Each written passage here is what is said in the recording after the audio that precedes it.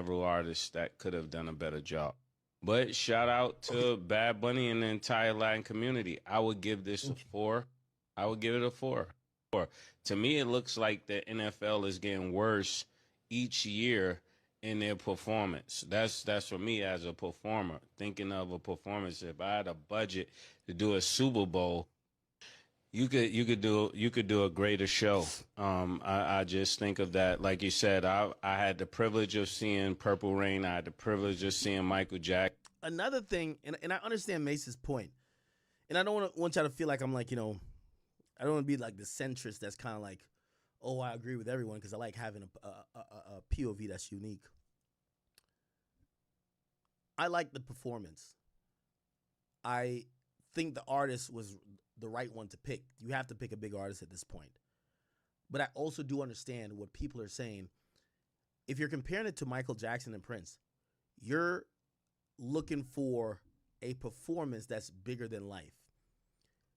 The performance Bad Bunny did could have been an SNL performance, respectfully. And I'm not trying to diss. I'm trying to say it wasn't something that would wow an arena or a stadium. It was something that I think on TV, it was great, right? But I'm not too sure if everybody was in awe of what they saw there. When you compare it to Michael Jackson, people were in awe. Like, look, this is crazy. Prince, this is crazy. And that's the problem, right? It's still a situation. Nobody will ever be happy, but it is what it is. And I'm just a person for excellence. So I think Chris Brown is way overdue. I don't know how everybody feel about Chris Brown personally, but Chris Brown is way overdue. So when I look at the Super Bowl, I think the person who should be performing is the person that nobody is better than. And I could think of several artists that could have done a better job. But shout out to Bad Bunny and the entire Latin community. I would give this a 4. I would give it a 4. To me, it looks like the NFL is getting worse. Okay. There were a few other people. I'm trying to see if I could get some more breakdown in the sense of people who are giving their opinions about, yeah. Oh, well, I guess we could read what Trump said. Trump wasn't that fond of it, of course. He kind of lashed out. He posted via Truth Social. He said, the Super Bowl halftime show is absolutely terrible. One of the worst ever. Makes no sense. And it's an affront to the greatness of America. It doesn't represent our standards of success, creativity, and excellence. Nobody understands a word this guy is saying. The dancing is disgusting, especially for young children that are watching from throughout the USA and all over the world. This show is just a slap in the face to our country, which is setting a new standard and records every single day, including the best stock market and 401ks in history. There's nothing inspirational about this mess of a halftime show. And watch, it will get great reviews from the fake news media because they haven't got a clue of what's going on in the real world. And by the way, the NFL should immediately replace its new ridiculous kickoff rule. Make America great again. President Donald J. Trump. So he was not a fan of that. I've seen a few other things kind of come from it, and we don't want to just kind of lag on here, but we want to go over just what people were feeling about the Super Bowl in general. Former NFL player Deshaun Jackson tells Neon that Bad Bunny's Super Bowl performance was trash. This is what he says. Oh, yeah. What you think about the halftime show? I fuck with it. Trash. You like it? I don't understand it. Now, I want to give you some context. You see this guy right here? With all due respect, and I hope you don't get mad at me, but this is true. Actually, I'll play it afterwards. Did you understand anything he said? Nah, but like feeling the vibe and shit, like the production. It was better than Kendrick Lamar last year? Way better. I think it was better. I like Bad Bunny more than Kendrick. That's crazy. I don't know what I these was dudes. at the Eagles Super Bowl. I don't know what these dudes are. We were all cheering. The chat. No one was cheering. What do y'all think, chat? Now, he's going to say that because just search Deshaun Jackson crip walking, and you'll even see my page come up as the first result. Deshaun Jackson last year, if you don't know, I think he's from California. He's definitely from California. He's a Crip, and you know his type of dancing is in salsa. There's no women needed for when he wants to get down. When he wants to get down, he puts on some Kung Fu Kenny and he does this.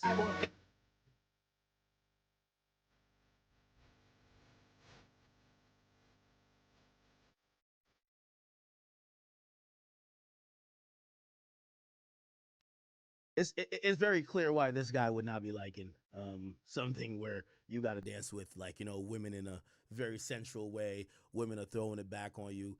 He would rather Crip walk to not like us. I understand why, and I have no problem with him. He comes from a place that's built on gangbanging. I don't want to disrespect him or disrespect his gangbanging thing, but I do want to say to people like this from that part of the world that grow up thinking that throwing up some gang signs and twisting up your foot and looking macho with your shirt off is the way that how people could dance and express themselves, and that makes for either good music or good whatever. Please get a passport. Please, y'all gotta go over there to go to the islands. You know, maybe go to Brazil. Shit, go anywhere. You'll realize that there's nobody Crip walking outside of Compton. Okay, I'm sorry to tell y'all. Like, newsflash. You know what I mean? Like, yes, the guy who has 1 billion people loving him does not dance like this. Tell Black One.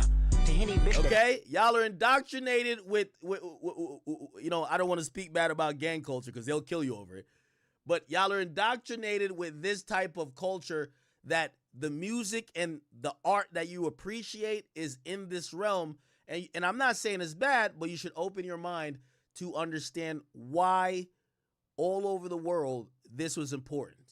Respectfully, when Kendrick performed, it was only important to California, and it was only important to disrespecting Drake.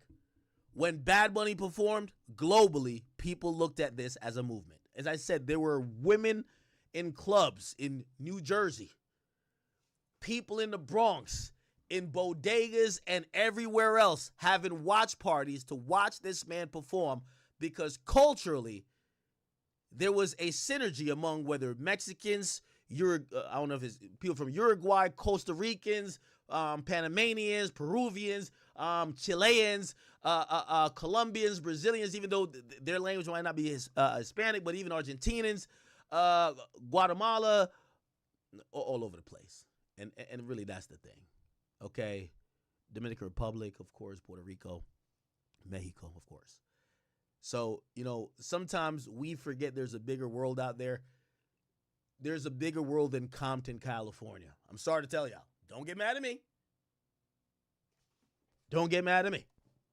Somebody said Dot isn't a Crip. I didn't say Kendrick's a Crip. I said that a part of what, you know, Kendrick's music evokes is gang culture.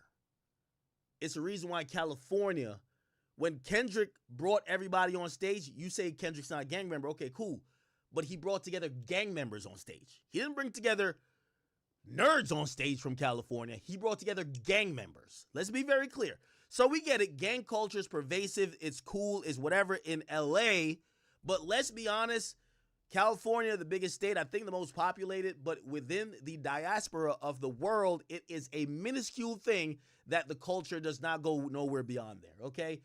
If you go to Puerto Rico and you start Crip walking up in them clubs, they're going to look at you like, what the fuck are you doing? Okay? We just have to be honest about it. So I understand why he would say to Neon, of course this is not better than when we had the Crip walking music. I want to Crip walk. I want to take my shirt off, do this.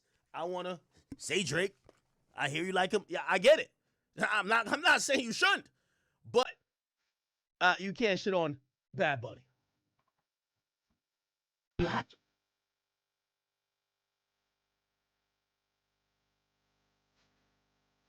Now, granted, I will say this, and you know, I'm pretty sure he'll get this video and get mad at me and be like, "Yo, fuck that." It's a West Coast thing. But I'll say, yo, I always use you on the Eagles, nigga. That 99 speed, nigga. I used to just throw that shit over the top. He was a great receiver. I will say that. Okay, Deshaun Jackson, former NFL player. But yeah, he's saying he doesn't like it, and by the way, I understand him not liking it. Bad Bunny more than Kendrick. That's crazy. I don't know what I these was dudes. at the Eagles Super I don't know what these dudes We on. were all The cheering. chat. No one was cheering. What do y'all think, chat? What they said? They're saying yes, it was better. This year was better? Yeah. Wow. I feel like it was just like Because Bad Bunny was trying to make it a performance, and Kendrick tried to make it about the beef. I just wanted him to perform his song. You know what I'm saying? What's your opinion, bro? thoughts on. Oh yeah, we doing with the halftime show. I fuck. Let me see what else was happening at this halftime show. Okay, well, Jake Paul crying. What's this? Travis Kelce's ex. Oh my God. Yo, why they got Ben Simmons doing commercials now? Is he not like, what happened to Ben Simmons? Yo, ever since he fucked Tinashe, man, Tinashe got that cursed box. Nobody ever fucked her and like did good in life. Like, it's just crazy.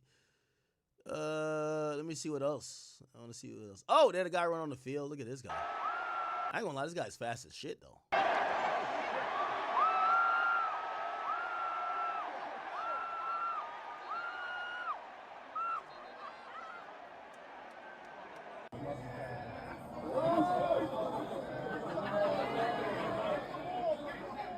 Okay. Drake lost. Let me see. Flight reacts. Okay. There's a bunch of other stuff happening. Let me see if we can find it. I don't know why I'm expecting Fearbook to. Okay. So there was like this initiative to say, yo, we're going to boycott the NFL. And we're going to boycott the NFL and have our own shit. So like the people that support Charlie Kirk, he has his organization named Turning Point. They said, fuck the NFL for putting this guy on. And, you know, it's kind of so funny. People can't be nuanced, right? Like, cool, you know, yeah, I like Trump, whatever, but sure, I love Bad Bunny too. Like, apparently the people who either like Trump or are Republican, they can't like Bad Bunny because Bad Bunny has spoken out against ICE and he's not with the deportations, right? And those people said they were going to boycott the halftime show and have their own. And it was going to be done by TPUSA, which is Charlie Kirk organization. So they had Kid Rock perform. You know what I mean? Yo, there's this thing happening in America right now. I don't know if you guys care. I'm not getting into politics, but so you have white Americans who feel like they're dinosaurs, and this is like the last hurrah before they become extinct.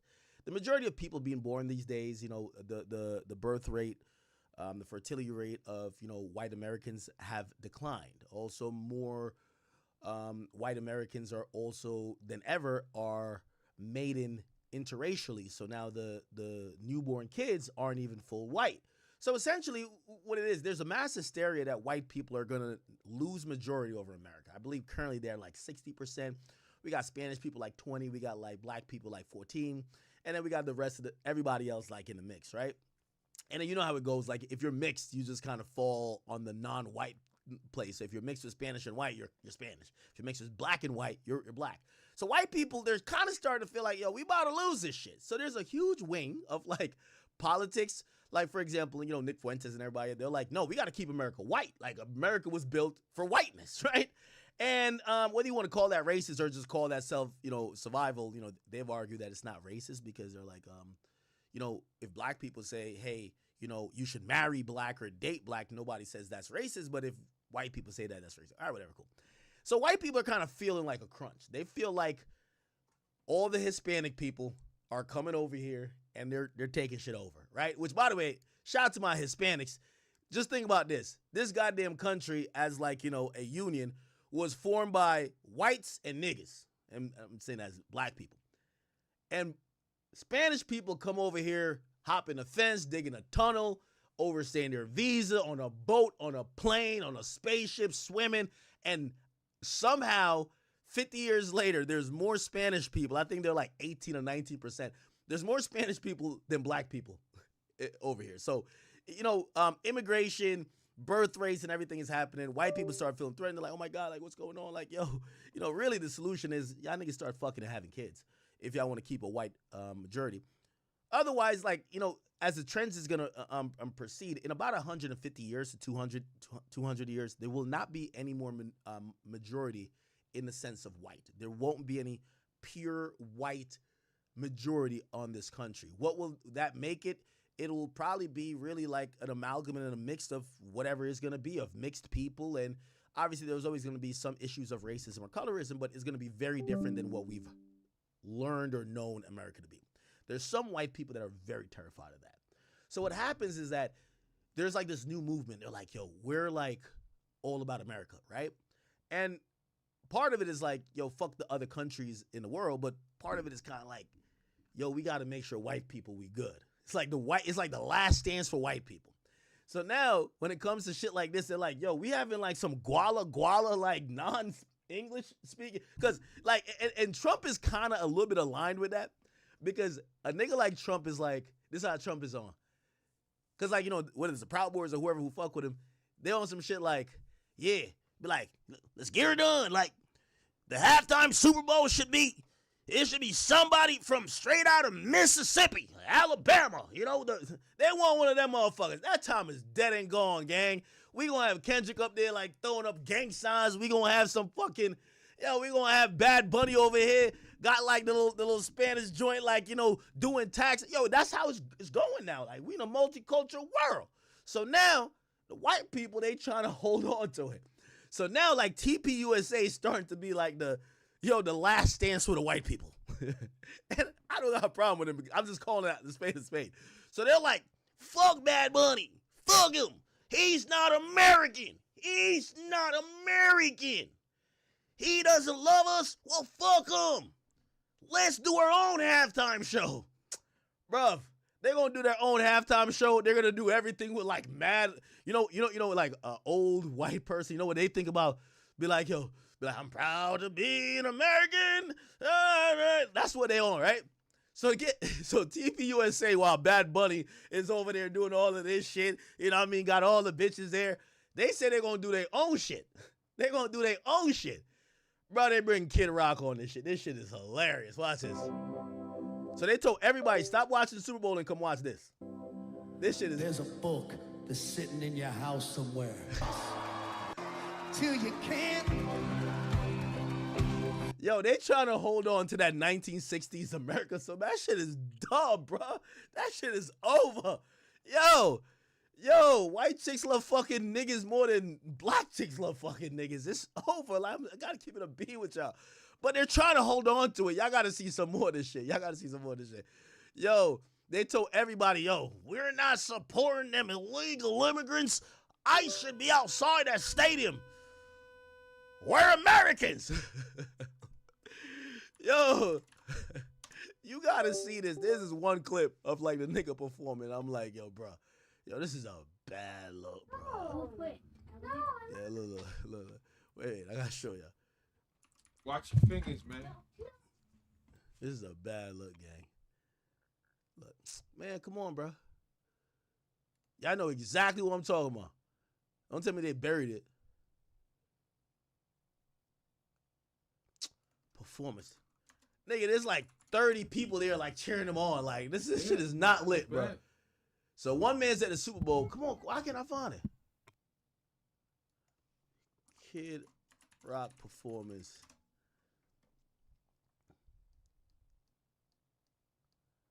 I can't find it. It's some bullshit though. Wait, what the fuck? My mouse is stuck? Yeah, it's some bullshit though. It's basically like they also mix it. You should have stayed with your race. You should have helped them out. But here you are helping the other side. Mix it. Yeah, I can't find it. Is it this? No. Hello.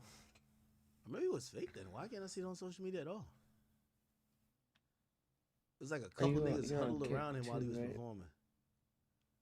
And I was just like, bro, at the end of the day, shout out to white people. But y'all gonna have to realize that this country was built on immigrants. And this idea that you're gonna preserve whiteness, that's just a dub. Like, you know what I mean? Like, at the end of the day, just like in reality, when people, like, the niggas who be talking the FBA shit, bro, that shit's a dub too. Like, at the end of the day, we're allowing people of all mixes, all colors, all cultures, all fucking whatever to get into this country. What we're gonna end up being in like 100 or 200 years is just really this mix of you just broke it because it was fine. Everything ethnically and culturally. Or your mic. There's gonna be no pure fine. You people. knew it was fine. I understand. Out of here, like everybody got a mixed baby. Look, Kanye got mixed babies. Yo, Travis Scott. Now I'm talking about celebrities right here, but the point is to try to maintain some purity while saying, All right, "Fuck we them, fixed the audio, them y'all. Puerto Ricans or whatever." It's like, bro, it's not. That was my engineer. Anyway, I can't find the clip in question. I did see it though. It looked pathetic. As you can see, white people Maybe I useful. could see They're useful. I appreciate y'all. Okay, yeah, I want to sit here and search for it. Okay, other than that, there's a couple other clips that was like, there's a couple of the clips that was fucking hilarious. Right? Yeah. For example, look at this. Yo, bro. Yo, dog. I ain't gonna lie to you. I gotta figure out if Lotto is like, is Lotto like Jamaican or like Caribbean? Cause so they're walking people to the suite. I'm telling you, they're not coming from a room. They're walking people to the suite. And the way how it works in like these stadiums, they usually, they have a VIP entrance, whatever, and they're gonna bring up celebrities at a time to go wherever. Savage comes up, and people are kind of in these hallways or whatever because they're gonna get pictures or videos of people. Paparazzi is probably everywhere, right? Or anybody with a camera phone is gonna be paparazzi because they want to get the tea. Savage comes up probably on an elevator with, is this Central C back here? No, it's not. But it's a group of people. And I could tell Savage is fucking savvy enough that he's trying his best. I've never seen more of an attempt. I'm surprised he ain't stopped and just like try to tie his shoes or something. He tried to stay the fuck away from her like she was COVID, nigga. 6 feet apart. The nigga at one point looked like he wanted to walk in to the fucking portrait on the wall. He looked like he wanted to blend in on some camouflage shit with the goddamn paint. He didn't want to be next to her at all. Look at this. At one point, he's just like, let me get into the wall. Fuck it. Let me get into the wall. Wow, he's really like on the wall. I gotta talk to Savage. I'll be like, Savage, blink twice. She not. I don't think she like that. I think Savage is a smart man, and he not the type of nigga. I don't know if y'all know. Savage, he from Atlanta, but he got historical roots in the UK and Jamaica. Me and Savage was figuring out if Savage went to Jamaica to the parish I came from, Clarendon, and I remember he called me a bunch. He was just like, could we figure it out? His family from Jamaica has like some of the same last names as my family. So like me and Savage was kind of figuring out. And he was like, ask your mom if she know these people. That's how people, that's like the 23andMe when it comes to like Jamaica shit, right? Like, ask your mom to ask her mom about this family. Are they related? So me and Savage was doing that. So anyway, the point with me even saying that was, us Jamaicans, we loyal. So I think Savage ain't want to give his girl no reason to, you know what I mean? Like, what's that 6ix9ine saying? I ain't even gonna give you the chance. That nigga was walking into the wall, bro. Nigga was wall hugging. Straight up. Look. You could tell Savage was like, he not looking her way. None of that. Yo, what?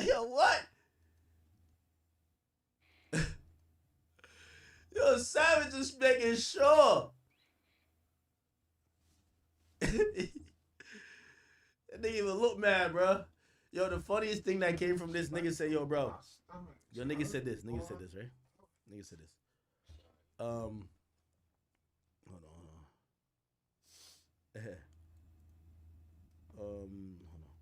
Nigga said this.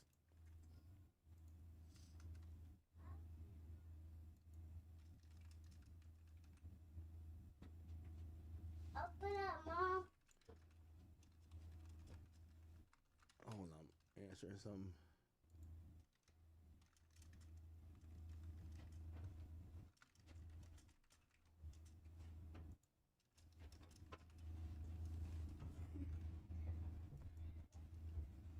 Mom, are you asleep? No. Well, then what are you doing? Waiting for Dad? So tired. And just napping, but no, not napping. Yeah, I gotta get up. I go to work. Okay. All right. No. They said this is Mr. Fuck the Streets and Mrs. For the Streets. That was a good one. Mrs. It said this is what happens when Mr. Fuck the Streets and Mrs. For the Streets link up. Hilarious. Oh man. Lord, stay on me. Oh man. I know what that meant though. I know what that meant. Yo. Lotto posted some shit recently that she cooked for Savage. What the fuck? Yeah, Lotto made some shit for. It's going down. Look. It's going down. Yeah, Big Mama made some good old seafood. I don't eat seafood, so I don't know about these type of meal. You know what I mean? If this was some a girl with me gonna make that oxtail, dumpling, yum, curry chicken, aki. No sawfish. I don't eat seafood. Any chick with me gotta make curry good. Stewed chicken, jerk chicken.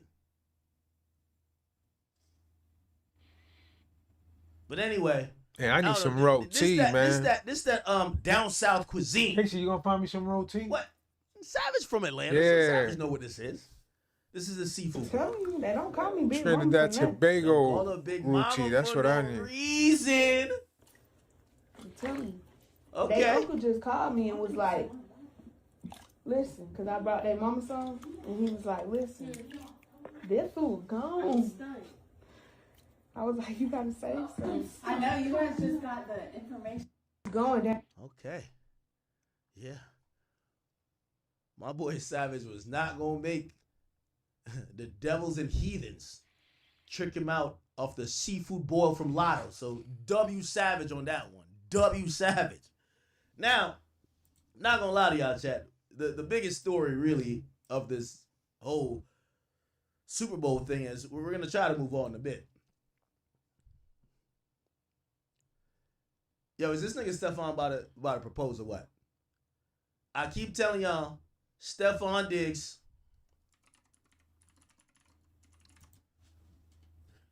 Everybody knows I am a staunch anti-marriage advocate. Me too.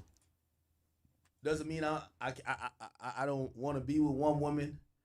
I don't want government in my business. I don't want to put pen to pad my John Hancock paws on any paperwork where the government is going to determine what happens, or I gotta be going through hell as we get this resolved if we choose at some point mutually to not want to be together.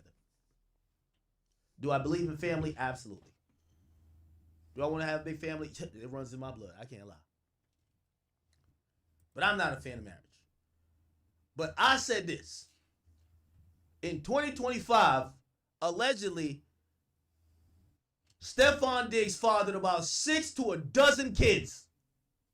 The nigga fathered like 6 to a dozen. We don't even know the accurate amount. We just like one of them. Every day we saw a chick getting the ultrasound. Like, yo, they were just like, I think they were just living at the hospital. Like, yo, it's another one. It's another one. I think Khaled would just pop it up. Another one, yeah. I said, if there's any woman in the United States of America that's strong enough that would stay with me while I had 6 babies on her, I'm marrying her too. I don't even believe in marriage, but I sometimes you got to compromise people. That's a good woman. That's a good woman right there. That's a good woman. So I thought Stephon was going to be proposing to Cardi B. Recently, Stephon Diggs was actually asked about Cardi B going up, and people were asking him about the ring. Like, hey, are you gonna get Cardi a ring? You know, people wanted to know, right? People wanted to know. The fuck is this?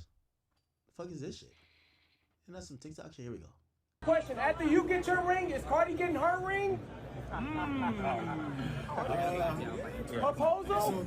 It's on the agenda maybe, right? Right? I gotta get mine first. You're getting it. Okay. So I set my parlays up. If they win, we getting a proposal. Oh yeah. That's what I was thinking, right? Now, Cardi B.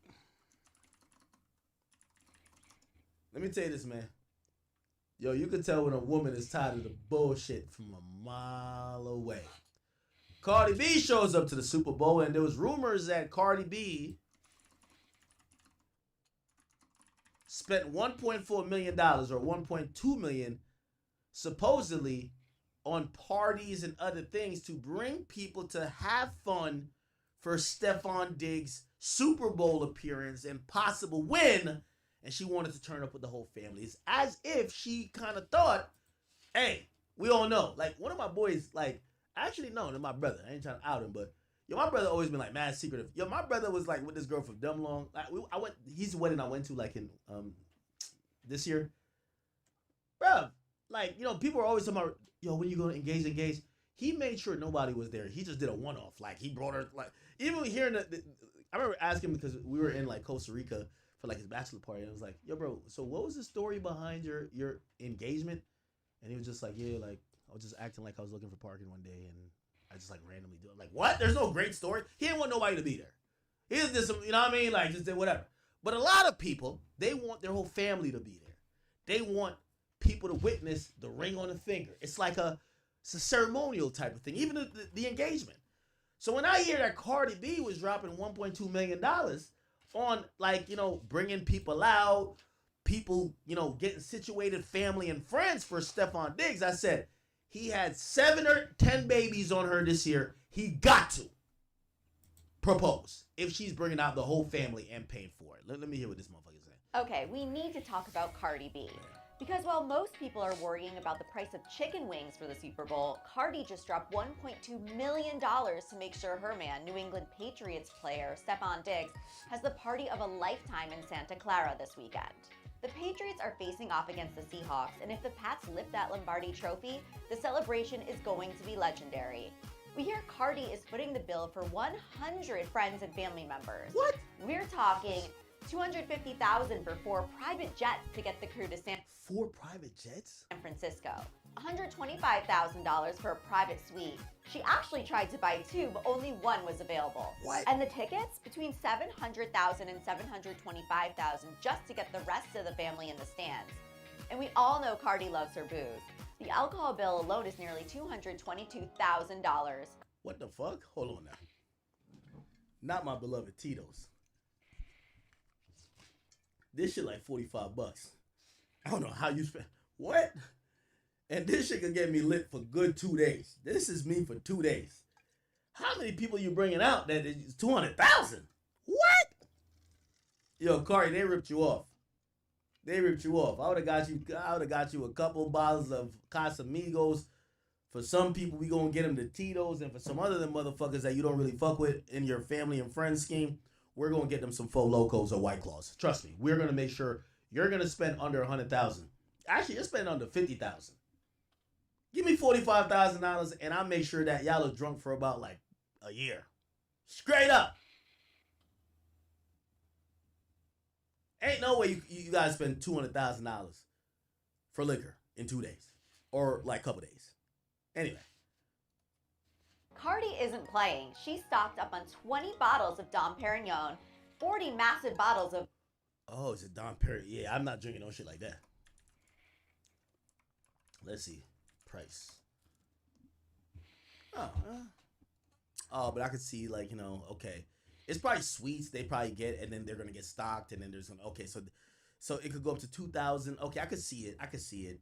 Yeah. You know, they're going to give it the works. Pause. Above, and 12 bottles of Hennessy at $6,000 a pop. Wait, hold on now. That's robbery. $6,000 a pop for Hennessy? Source tells us she's not counting the money at all. She just wants Stephon to feel supported because, let's be real, he's having a very complicated year. We're talking 4 children born in just a few months to It's only 4? That was like 10. Different women. And a looming court case next week involving felony strangulation and assault charges from an incident with a private chef. So while this $1.2 million party is a massive show of loyalty from Cardi, it's also a big distraction from the reality Diggs has to face once the clock hits 0 on Sunday. That's it for your Hollywood Bites. Sound off in the comments with your thoughts and stay tuned. Okay, so there's this whole thing planned, and apparently, like, Cardi B gets asked, you know, she gets interviewed when she shows up there. Let me see if I can find it. She gets interviewed about, you know, what she thinks about the Super Bowl and, you know, what she hopes for Stephon Diggs. And her reaction is, check this out. Inspiring message for Stephon before the game. One inspiring message. What's your inspiring message for Stephon before the game? Inspiring message for Stephon before the game. One inspiring message. Good luck. Signed, sealed, and delivered, bro. If y'all know a Bronx bitch, that good luck was pretty much, bitch, I hope you die. Trust me. If you know a Bronx bitch, bro, this right here might as well be translated to, bitch, I hope you die. Good luck. Yeah. One inspiring message. Look at her face starts to change. Good luck. How we celebrate? How we celebrate if you win the Super I don't know what they're going through. I don't care to know.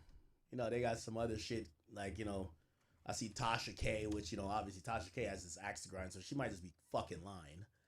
And Tasha K, I don't want to smoke with you. Okay? Well, I think we're not beefing no more. So you don't kick it off, because I'll take it there. You know, Tasha K is one of those people you can never be fully cool with. You got to, like, y'all both have just, like, all right, you stay there, I'll stay here. So anyway, she put out, and I don't know, maybe this is true or maybe it's not. She put out yesterday that she said Stephon Diggs brought one of the baby mamas to be front row sitting next to his mom with another one of his kids. And to y'all might be like, yo, bro, what is this ghetto nonsense? What does this mean?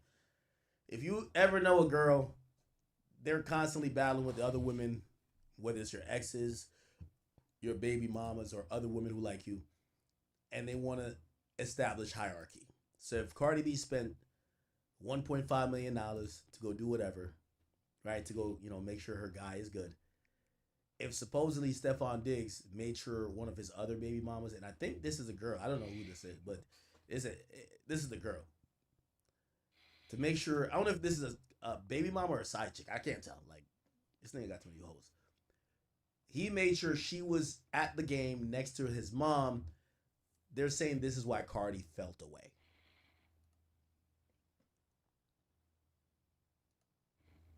So I think this is the girl. Let me look it up. Stephon Diggs and Pre. Her name is Pre. Does anybody got the real T? Pause. That sounded gay as hell saying that. Who's Pre? Okay, this is a person, I think. Ooh, okay. Nice little fake titties. I like it. Stephon Diggs' longtime close association, Pre, was on the field. She came out to support him before the game. Interesting.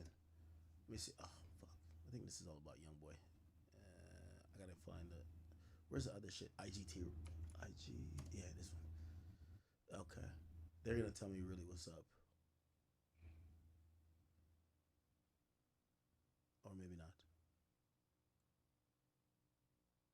Yeah, half of this is bullshit. I don't know what the fuck this is. Okay. I don't know. What's the other one name? Or like, I don't know. Whatever. Okay, that's the point. From everything I've read, they're just mad that, or allegedly, Cardi B don't like that this nigga got like either his side chick or some other women around that, you know, obviously he's having kids like it's going out of style, but they don't like the fact that this nigga constantly always got some shit going on. Anyway,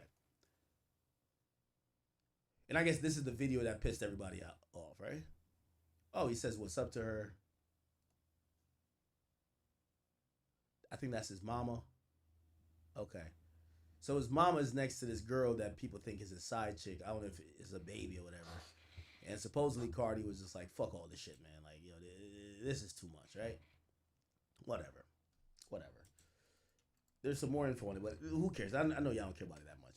Here's my thing. Now, granted, I don't know nobody, right? I don't know really what's going on. I would never ask Cardi, even though, you know, me and her, we've always been cool. But I wouldn't ask her about her personal business. I'm only commenting on anything I see publicly. I got no horses in the race. I do not give a fuck. Right? What I would generally say is if Cardi B broke up with Stephon Diggs for this, I am disappointed at Cardi B, honestly. Really. And I'm being realistic with this. The reality is this. Yo, Cardi. And if it's not true, forgive me because I'm just speaking on what we're all seeing online. Cardi, it's no way you could stay with a nigga who had 5 kids on you in a single year. And because he invites a side chick to the game, that's the final straw. Come on, bro. At least give the nigga a year of like, you just had a kid with him. If you just had a kid with him, despite all of that, at least give the nigga a grace period of a year cheating. Let him cheat for a year. Let him wild out for a year. You let Offset wild out for a good couple of years. Yeah, let him wild out for a year or two. You can't, like, come on. You can't forgive 5 kids.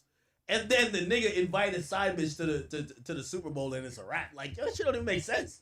Like, yo, you should have cut the shit off when he had the first baby on the side. Like, come on. Let the nigga get a good year to do his cheating, do his thing, cut up. You feel me? Of course, when you see the bitch, you're supposed to slap him. I get it. Yeah, of course. You know what I mean? Do your thing, Cardi. You'll get them brims to jump him. Yeah, that's what you do. Yeah, that's the vibes. But you gotta let my man cheat in peace for at least a year. It's no reason why you should have known all this, had a child with him, after 6 kids he brought into the world with other women. And now he probably didn't even invite Shorty. His mom probably invited her because she's just probably a good friend to the mom. Can't break up with him for this. He gave you a baby. He gets a year of cheating. Honestly, respectfully. You should have let him rock out for a year, and if you don't fix it by then you get him out of there. But I don't think this is over. No way. If I'm Diggs, I'm thinking I got a year to cheat. Straight up. You know how crazy? Yo, it's like your girl allowing you to cheat on her 15 times, and then she asks you one thing, be like, yo, where were you yesterday at 5? And you like, oh, I was at my mama's house, but in reality, you were with your homeboy's house just like playing the PlayStation. And she breaks up with you for that. You'd be like, yo, you forgave me for fucking mad hoes. Like, I wasn't even fucking a hoe this time. Like, I did something lesser. I lied to you, but I was kicking at my homie's house playing video games. Yeah, Cardi, get back with that nigga, man. I think he got 364 more days of cheating. Fuck it. It is what it is. And if I was Stephon Diggs, hey, you know what I'm gonna hit you with? Yo, you let Offset do this shit for dumb long. Like, yo, hold on, what you trying to crack down on day one? Yo, you gotta wean me out of this. You gotta wean me out of this. This is like a baby sucking their thumb. You don't tell a baby to suck their thumb to stop instantly. You gotta wean them out of that type of behavior. Yeah. Oh yeah. Oh yeah. So shout out to, hopefully they get it together. I'm not wishing that they don't get back. Obviously, probably Offset is like rubbing in his hands like, yes. But I think Stephon Diggs, number one, he should try to marry her because I think Cardi's an amazing woman to tolerate you having 7 kids on her. And I think she should give you a couple more months or at least a year to get the cheating out of your system. Honestly. Like, we got to call a spade a spade. Like, Cardi loves cheaters, and these niggas love having babies. Yo, listen, we're figuring out what works for them, all right? They don't got to listen to me. I'm just keeping it a beat, all right? So, I say give the nigga about 11 more months to get all the cheating out of his system, and hopefully he can stop after that point. And I think he needs to marry her because she's an amazing woman for allowing him to have 7 babies on her. That's beautiful. Like, I've been trying to find a girl where if I tell her, I'm like, yeah, my side bitch having a baby, she'd be like, oh, word? Okay, all right.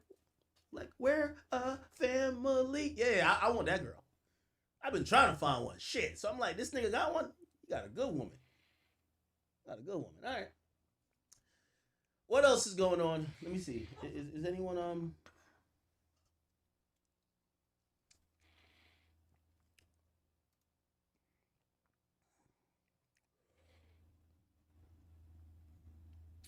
Oh, a little birdie told me that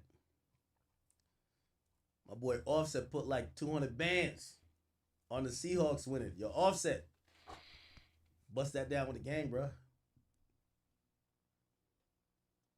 I know Offset right now just salivating like, yes, yes. Yo, they put there's like this fake picture with Offset in a Seahawks jersey. I don't know why the internet's so funny, man. Did y'all see this shit? Where's the picture of Offset in a Seahawks jersey, bro? What the fuck is that? It's a picture, bro, with Offset in a Seahawks jersey, and that shit is hilarious. All right, I can't find it. Whatever. What the fuck? Why can't I find? Oh, no, it's just too much shit on Twitter. You can't find nothing today. Okay. Usually we could. All right. Anything else with the Super Bowl, or I think we're done?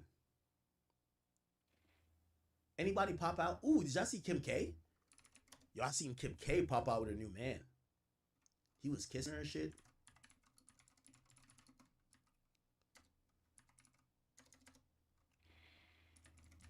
She was at the Super Bowl with her new boyfriend.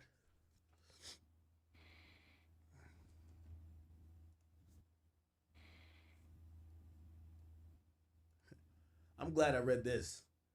It says he's an F1 driver. Nigga, I thought he was a driver too, but I thought it was an Uber driver, nigga. I didn't know who the hell he was. But apparently she was with the nigga last night, kissing him and shit like that. Lewis Hamilton. Look at him.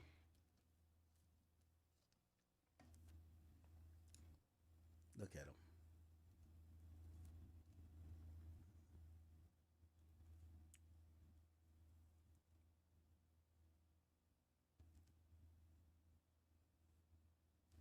Good for her. Good for her. There's a picture of them kissing somewhere. So this is her guy right here. Who are these niggas? Is this Tyler the Creator? Yo, they just put everybody in the same suite, huh? Tyler the Creator. I guess Tyler the Creator is next to Kendall. Yeah, Tyler might be really. Tyler's gay, right? Like, I'm not dissing him if I say that, right? Yeah, he looking away from the bitches. I see it. Tyler looking away from the hoes. Straight up. Straight up. I rock with you, Tyler, but yeah. It is what it is. Do your thing, bro. Okay. Shit, you put Tory Lanez in this bitch, you would have tried to fuck both of them hoes. I ain't gonna hold you. That's why Tory got in trouble.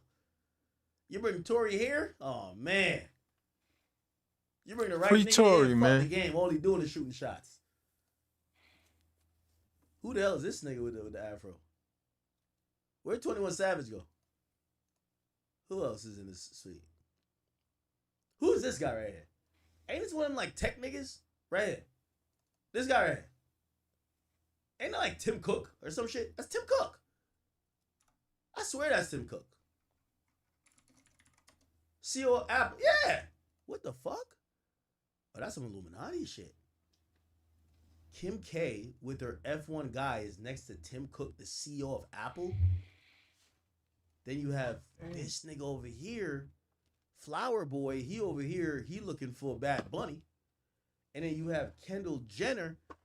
She just looking for. Didn't Ben Simmons fuck her? What type of nigga she like?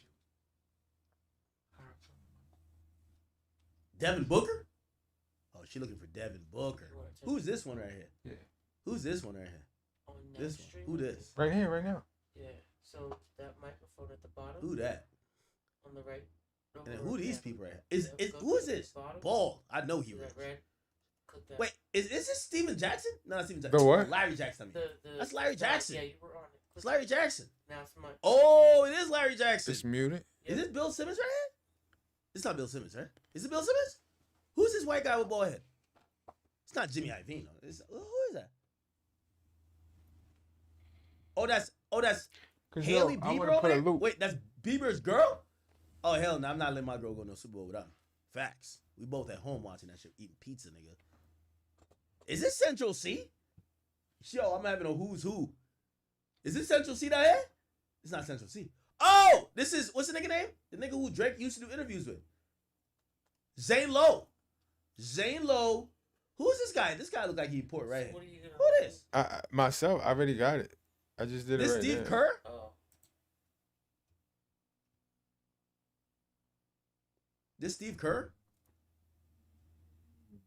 Oh shit. So then that's Yeah, the I'm nosy. video, right? Yeah. Yeah, W zoom in. Well, we had a problem when we tried to add something. Where's 21 Savage at though? Yeah, but Savage is not Like in this. that intro, it didn't want to give you sound. This Bieber's wife? Yeah, yeah. Yo, you ever send your girl out to go out with her friends? And yo, you know what Bieber thinking? Man, I know your friend a hoe. Like, yo, this is Kendall Jenner. She fuck all the basketball players, man. Stop it. She one of them Kardashian Jenners, man. She fucking. Yeah, you gotta watch your girl going out with like a known. Like, I ain't say she a hoe like that, but you know what I mean, though. You know what I mean? Like, yo, Devin Booker. Like, who else? Who else? There's like 4 like NBA niggas that like, you know, Ben Simmons. Like, what's even worse? If I'm Bieber, that's why I wouldn't send. This is Kendall Jenner, right? You know why I wouldn't send my wife out with her? Because unlike Kim, well, Kim only fuck with one bum. Actually, was it 1 or 2 bums in the NBA? She only likes stars. Reggie Bush. Kanye cover your West. mouth, nigga. This is an F1 guy. Stop He's probably sneezing the best and, over and there. doing all that shit. The thing with Kendall Cover Jenner, your mouth when you sneeze. Don't start that she'll shit. just date a nigga from Phoenix. Yo, bro, she dated. Yo, I think she dated. What's that nigga name? Yo, she dated Ben Simmons when that nigga was on like the Brooklyn Nets, like averaging 3, 4, and 5. You're like, yo, nigga, you thought this was like a right triangle, nigga. Like what? 3, 4, and 5. Like what the hell going on, nigga? Like, yo, she date anybody. Like she date anybody. Real rap. That's not Kendall Jenner. Dave Grohl. Who that? I gotta look that up. You say Hamilton, he one of the top dudes? Yeah. Yo, Kim got taste. I ain't even gonna lie to you.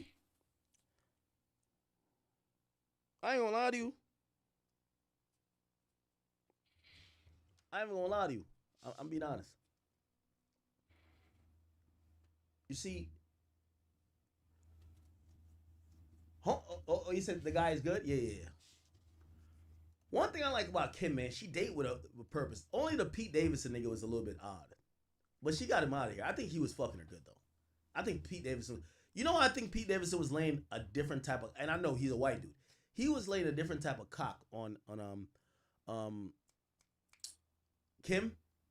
Because Kanye was trying to have the media put out that the nigga got AIDS. When you trying to have a story go out that the nigga fucking your bitch got AIDS, you know he's fucking your bitch that in a way you can't fuck her.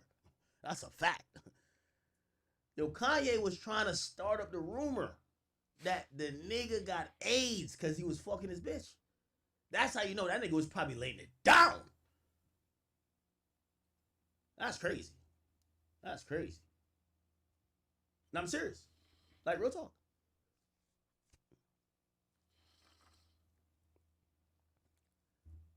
Multiple media people, very important media people, and I won't tell you fully how they were like, yo, Kanye want y'all to like put it in the rumors that this nigga Pete got AIDS. Yo, that shit was crazy. So I think that nigga was knocking the cobwebs off that box. Being honest, the nigga was knocking. Yo, I ain't gonna lie to you. Yo, you ever feel like you're defeated so bad, like you almost gotta be like, yo, this is the type of nigga you fucking like. Yo, this nigga probably got herpes or something. Like, yo, this nigga look like he got, you know what I mean? Like, yo, you gotta just say some other shit. Like, yo, bro, you fucking this type of guy. Like, yo, that's when you know, like, it's a dub. Yo, you know what it is? Cause like he's a macho man. Kanye's like, he's a genius. He was saying he was a billionaire at the time. If your girl leave you when you a billionaire and she just fucking some random bum with tattoos, respectfully to Pete Davidson, yo, and then supposedly, I'm gonna tell you all the full things I heard about that type of shit. Supposedly, I don't know how Kanye was hearing about homeboy size, but it was just like, yo, that dude working with a tool you don't got. Like, yo, I don't know if that makes people insecure, Nigga, if I'm Kanye, I'll be like, nigga, I'm Ye. Nigga, even if I got a 2-incher, bitch, you getting this 2 inches and you better be happy with it because it's Kanye's 2 inches. Not saying that's what he got going on. But supposedly, shit, man, shit was getting hectic, bro. He's getting streamed. No, shush. With the camera. Holy. So holy, man.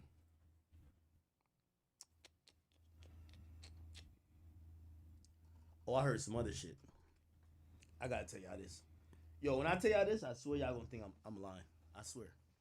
It's some freaky shit like this too. I swear. And by the way, when I say it, he gonna know. Like, this is how he gonna know. Yo, Act does his research. Hold on, I'm gonna tell you this in 1 second. Give me 1 second.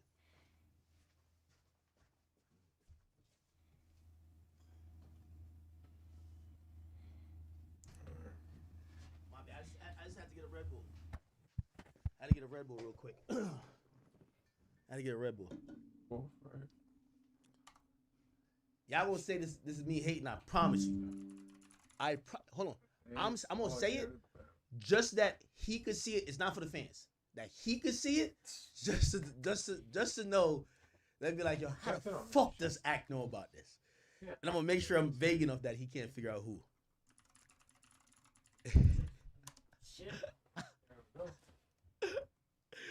This is so good. But it made all the sense in the world to me, chat. It finally made sense. I'm dumb. Yo, chat. Yo, chat. I gotta show y'all this shit. This is too funny. But first of all, this picture's epic. I don't know why I love this picture so much. I'm trying to name this group. I gotta figure it out. But chat. This is not even for y'all fans. I want to tell y'all now.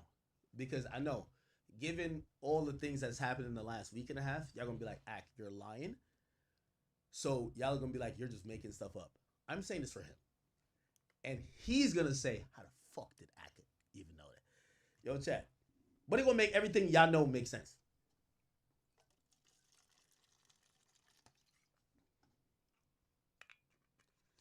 I got 2 sources on this.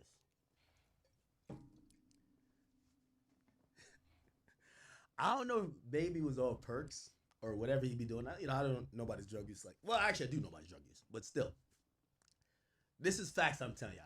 This is gonna sound so crazy. Y'all gonna say I'm lying. I promise y'all. We all know Baby's like Meek Mill #2, right? He just don't tweet it, but he's stupid. Like, you know what I mean? Yo, I promise you. Baby calls up a few people. I can't make this up, but everything will make sense. And he calls them up. I gotta find out more info too. Like, yo, what time he called you up and said this shit? But this has been a thing. He's been, you know, all these niggas that hang around this Fanatic Fest shit. I just want to point this out too. All of you niggas that keep going to Fanatics Fest and you think you're cool with the Jewish billionaire and now you are within arm's reach of like infinite money. It's a reason why none of your ideas go nowhere, because this is the ideas I'm hearing y'all are pitching. I swear this is not for the fans. I just want Baby to know I've been laughing at this shit for 2 days straight. Baby calls him somebody of notable power and influence and a lot of money and tells him he has an idea for a company for a pill. Chat, it's going to sound so crazy. You're only going to understand after you now think about every rumor you've heard about him. They said Lil Baby said to yo, I want to invent a pill. Like, again, this is how these rappers are. You know they're fucking stupid, right? Yo, I want to invent a pill to stop men from jerking off.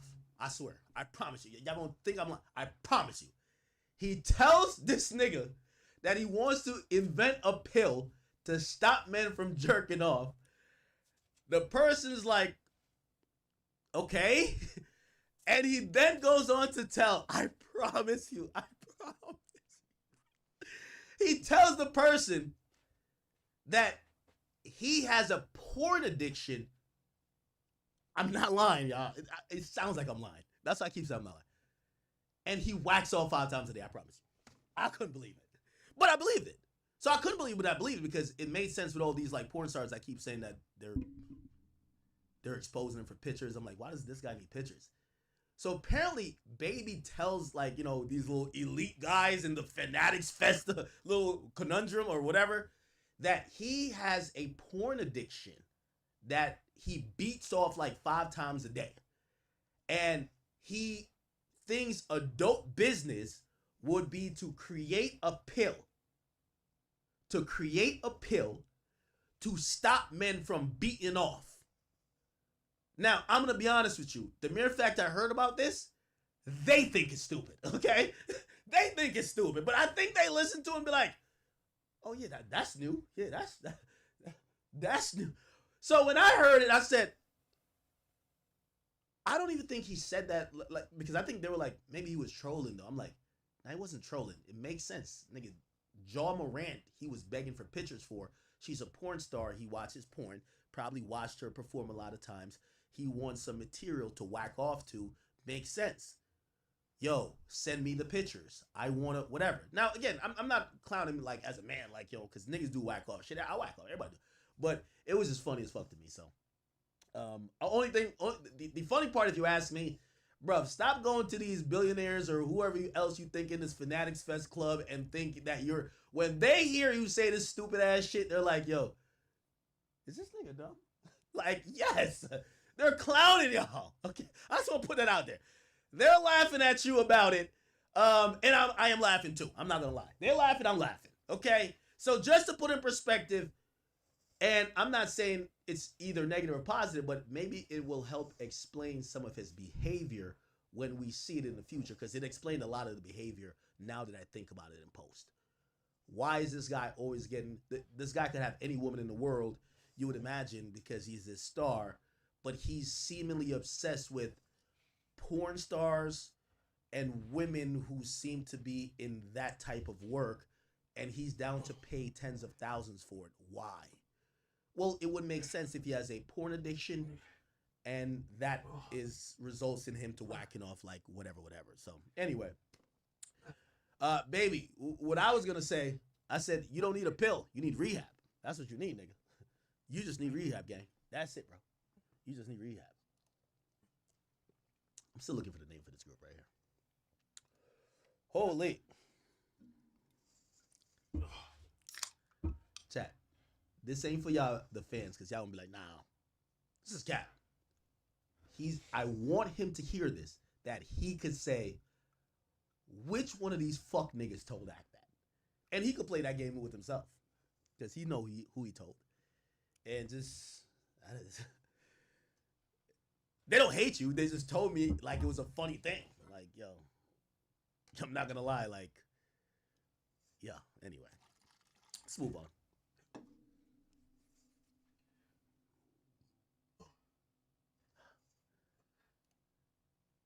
Somehow a nigga's secrets just come all to me. I love it. Yo, he told a nigga he whacks off 5 times a day. I'm like, yo. I'm like, shit. I'm like, I get why Baby don't want to fight me. He too busy fighting his meat. Like, yo, he beating that junk up. He ain't got time to beat me up. He beating that junk up 5 times a day. Yeah, he don't got no time to squabble with me. He doesn't squabble. He's down there squabbling. That's what he doing. That's what he doing. Sorry. It is what it is. Before I came on here, I was gonna ask, but I think Jada Wada, I don't think she dislikes him. I was gonna actually be like, yo, is this true? But I don't think she was gonna give me an answer anyway. Anyway, little baby, I'll invest in the pill. Okay? The pill to stop niggas from jerking off. Incessantly jerking off. Okay. What else is going on? What else is going on? 5 times a day, chat. I'm telling you.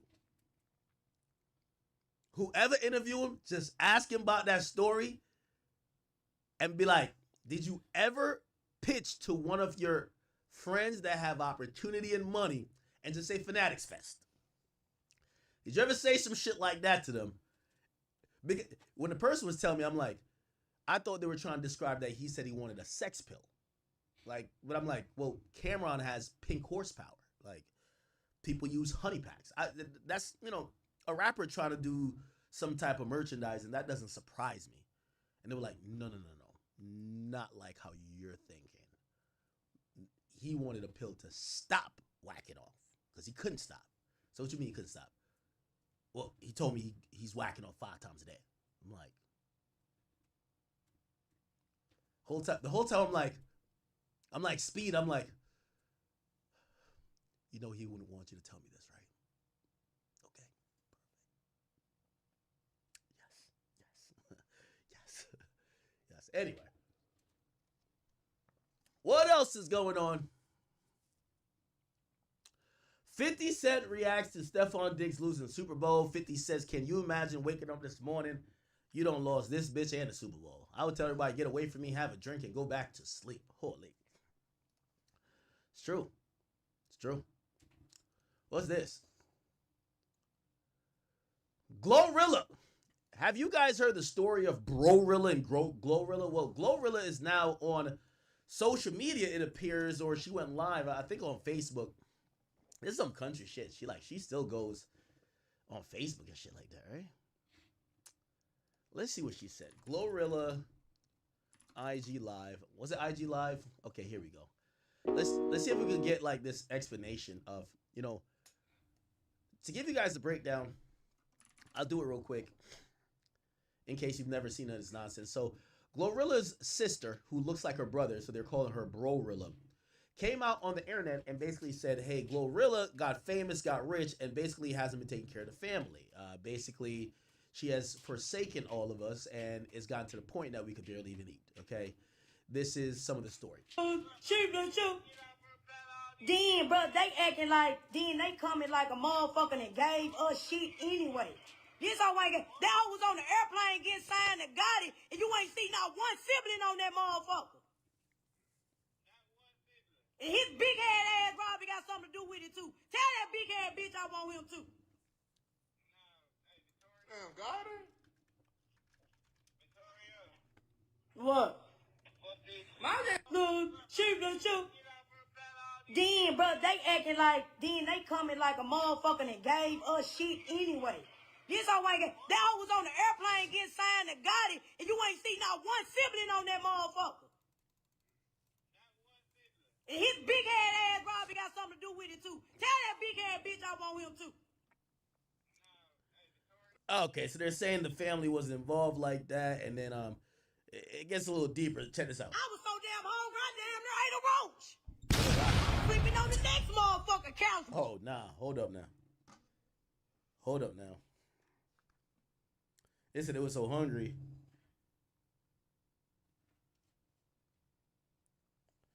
Niggas said it was so damn hungry, almost ate a fucking roach. Like, I never heard that before. Bitch! Bitch, you ain't on no couch. I'm in the bed. I'm in the bed. So it said Glorilla was sitting courtside, and they was so hungry, ribs touching, they was finna eat a roach. Okay, my bad. I got a little over. I've been on the couch. Fuck. You don't even do shit for our autistic brother. I know he ain't do shit to you. We got an autistic brother. You don't even do shit for him. This bitch that literally laid on the motherfucking mattress with me and pissed in the bed and lied like it was me. We had rats. We had pregnant rats.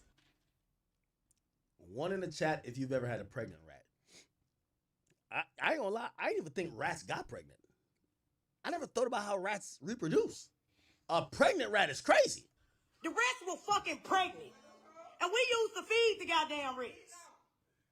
We used to feed the rats. My mama lived in the house she bought. Gloria did not buy that house. She bought my sorry ass dad that house. Full of roaches. How you ever begged for some shit, sis? I asked her, I ain't But begged. you ain't never begged no motherfucker for nothing. No. So you don't need no hand No. for nothing, right? No. But y'all can if y'all want to. That's my motherfucker. Yo, chat, this is why, you know, I don't really like talking about what I do for my family, but I might have to start mentioning a little bit more. Shit, them Super Bowl tickets I gave my brother, them shits was like, I think it was like 60 grand combined or like 70. It was two of them. And if I seen his ass get online and say, man, that nigga never gave me a shit, be like, nigga, what the hell? Yo, this is why you gotta document what you do for your family. And I can talk about whatever the fuck I get ready.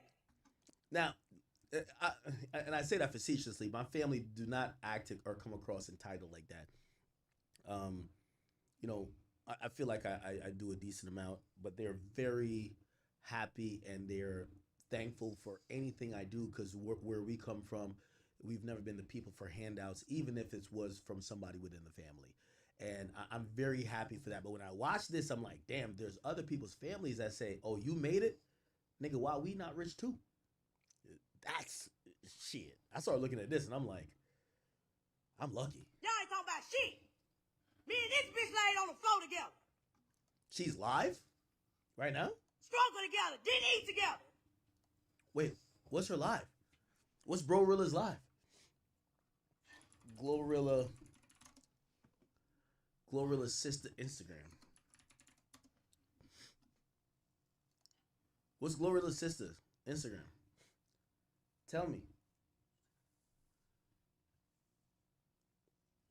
Now, I don't know if y'all know. She also went on TMZ and she said this. Check this out, chat.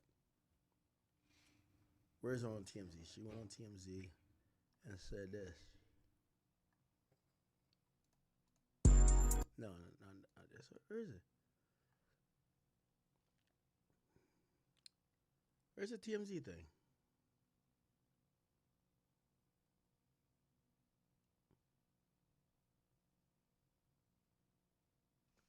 All right, I can't find it. I'll look it up on Twitter. Glorilla's sister TMZ. She said this. To share the wealth. Hey, yeah, she got an obligation to share the wealth. We stay here, we struggle together. Took baths and bottles of water, rest, roaches, all that. Yeah, she obligated. Is them friends obligated? She doing everything for them. So yeah. Now, I do want to point out, I want to point this out. I don't believe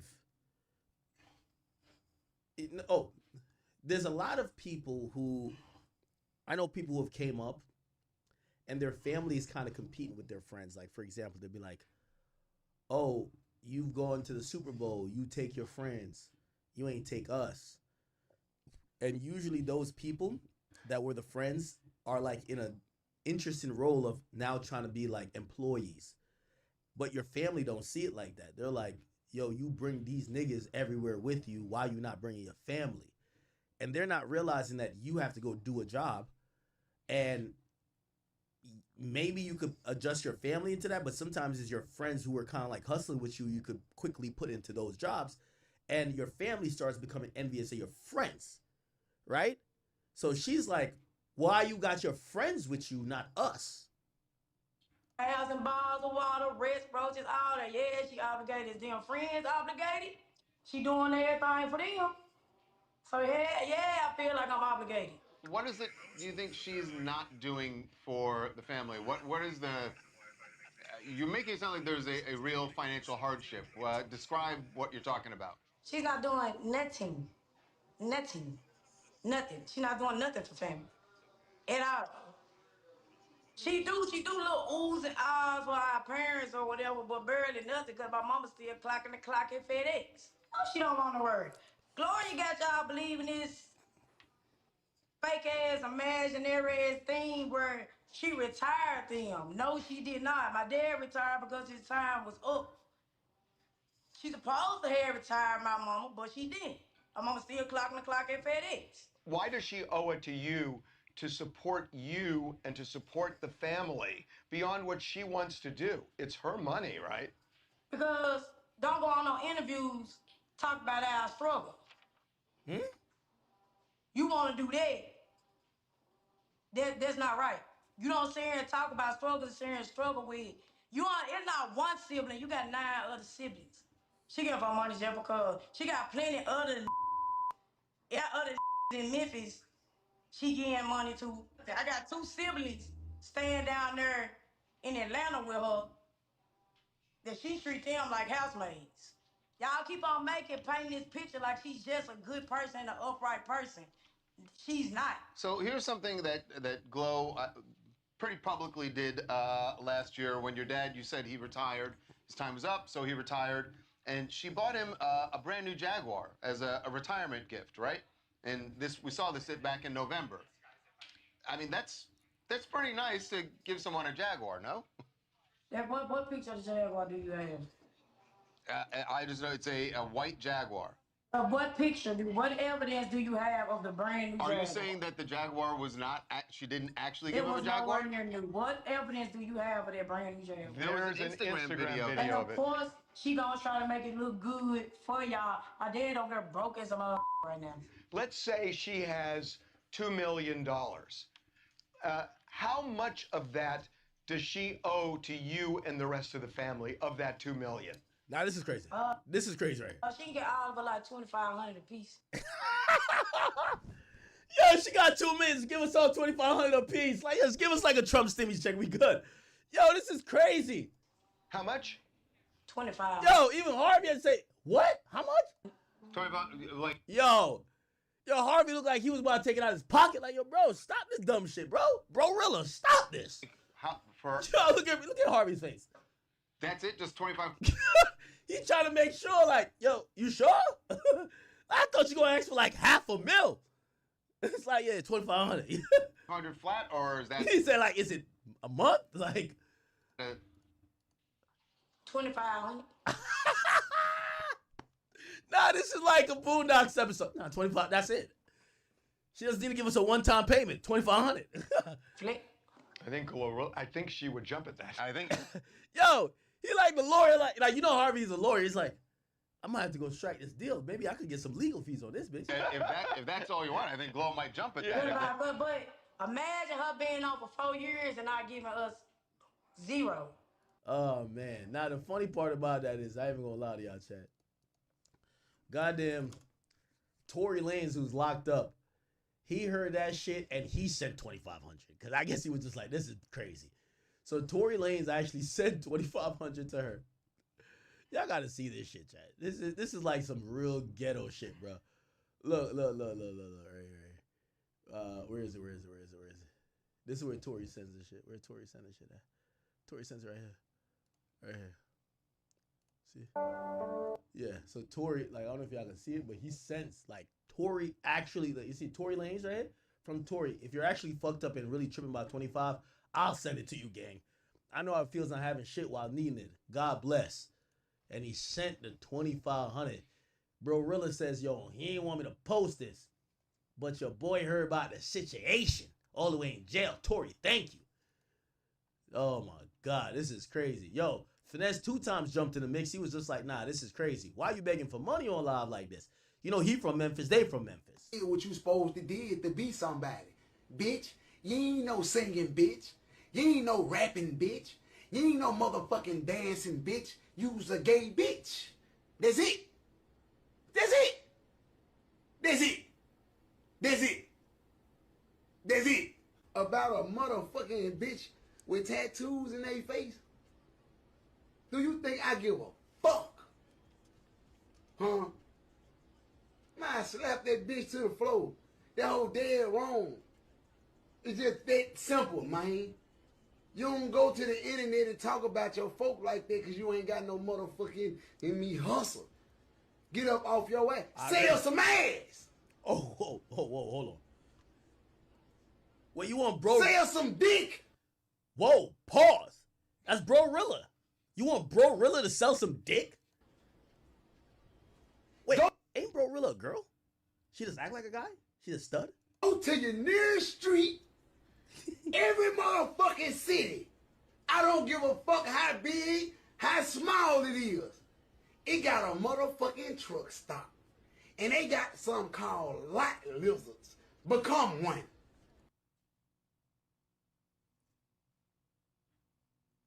Motherfucker. Quit basing your motherfucking future off the next motherfucker success. bitch. And I ain't through with you. I just want them to hear this motherfucking me unreleased. But I ain't through with your motherfucking ass, bitch. Cause you remind me of motherfucking my cousin them, bitch. Shut the fuck up. All this fucking whining, bitch. And go get you some motherfucking money, bitch. Go do a drive-by. Go kill somebody. Go take a hit. Wait, hold on. Go do something. Go fucking wash some cars. Nigga said go do a hit. What? Go kill somebody, go wash some cars. It's like a hella extreme right there. Go fucking, you don't want to sell no ass? Well, shake it. Drop it. Well, fucking wiggle that motherfucker. Go to Hooters. Go to motherfucking Me Sonic or something, bitch. What the fuck is your time out? You did what you supposed to do. Now, after that, Bro-Rilla came back. And Bro-Rilla said, you want to keep talking on Twitch, bitch? I be trying to let shit die, but I can't even do my interviews in peace. Nah, I'm finna go live. You want to get a check off me? I'm finna get one off you, you big hips ass, you whole grown ass man. Go do a GoFundMe and get your gal out, ho. Let's go. Oh, shit. Now, Finesse, you want to sit here and talk about me selling ass, but you the one got the biggest booty. Whoa. And you the one got the tummy tuck. What? Oh, you the one over there looking like a coke bottle, bitch. You need to go sell some ass and get sugar out of jail, ho. Yo, I'm gonna keep it a beam with you. Yo, Lemmy from Zeus, I'll never forgive you if you keep bringing up random escorts on your fucking show and there's real drama that you could actually book. All you gotta give, yo, she said 2,500, nigga, give her 25,000. Like, give Finesse like 250,000. Give this one 25,000. You got nonstop drama. We want to see this. This could be on your app. We're getting this shit for free. Keep me up your motherfucking mentions. How you can't get mad at me that every label drop you, bitch? But if you want to go there, we can go there. Cause you ain't hitting no shit, bro. You only spread about 5,000 to 6,000, ho. We in the same boat too, really, to be honest. Now, Finesse, you want to sit here and talk about me selling ass, but you the one got the biggest booty. And you the one got the tummy tuck. Ho, you the one over there looking like a coke bottle, bitch. You need to go sell some ass, get sugar out of jail, ho. Keep me up. Okay. Then that happened.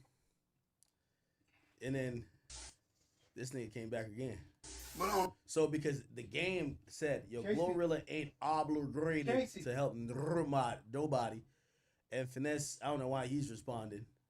On the other side, though, on the flip side of this shit, I just seen the game say, hey, Glorilla, you ain't obligated to. Can't even wake up to go to these jobs. Man, where the fuck was all this shit at, man, when my family was going to the internet? Everybody was ridiculing me, everybody beat me to the motherfucking floor, man. Fuck y'all, man. That shit ain't straight, man. Cause it's a female. What was y'all when y'all didn't have no understanding with me? But now y'all see what I mean. It's cool when they do it. There ain't no shade, like I said, I love Glow, but y'all see what I mean, though? Rap niggas, everybody, you supposed to take care of your mom. Shut your bitch ass up. Niggas don't even be knowing that a nigga been took care of they folks. They folks just don't be appreciating shit. And don't want shit for theyself. But on the other side. Okay, so he's saying he doesn't understand how everybody's coming to Glorilla's defense when his family was going up on him about him not giving money. Nobody came to his defense, okay? All right, cool. Let's see. Is there anything else? If not, we're going to get to Glorilla finally responded, and supposedly Bro-Rilla is back on live now. We got to get through this quickly, chat. There's a lot of things to get to other than that. Let's get to, this is Glorilla responded. Actually, no, we were trying to play from here. My mama's scared for my life because she know people be hating. So yeah, mama, when you pulled up on me at the hotel, what happened when you saw them red bottoms?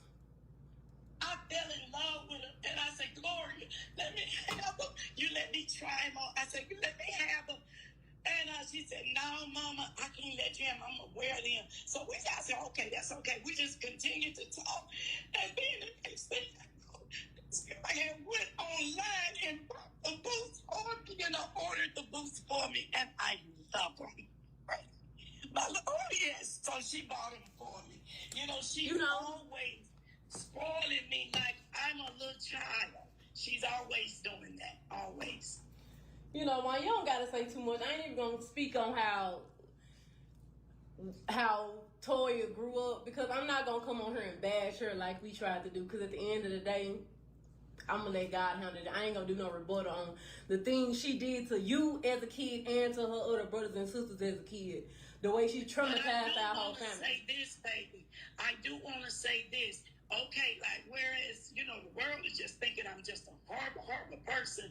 Victoria, you know, Victoria didn't just call DCS on me once. She called it like 7 or 8 times, and every time, everything, they came in, looked around the house and everything was inconclusive because they couldn't validate her truth.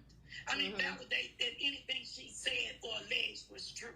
That's why we all stated she the only one that was in and out of foster care every other month, because she couldn't get us to say that you was abusing us.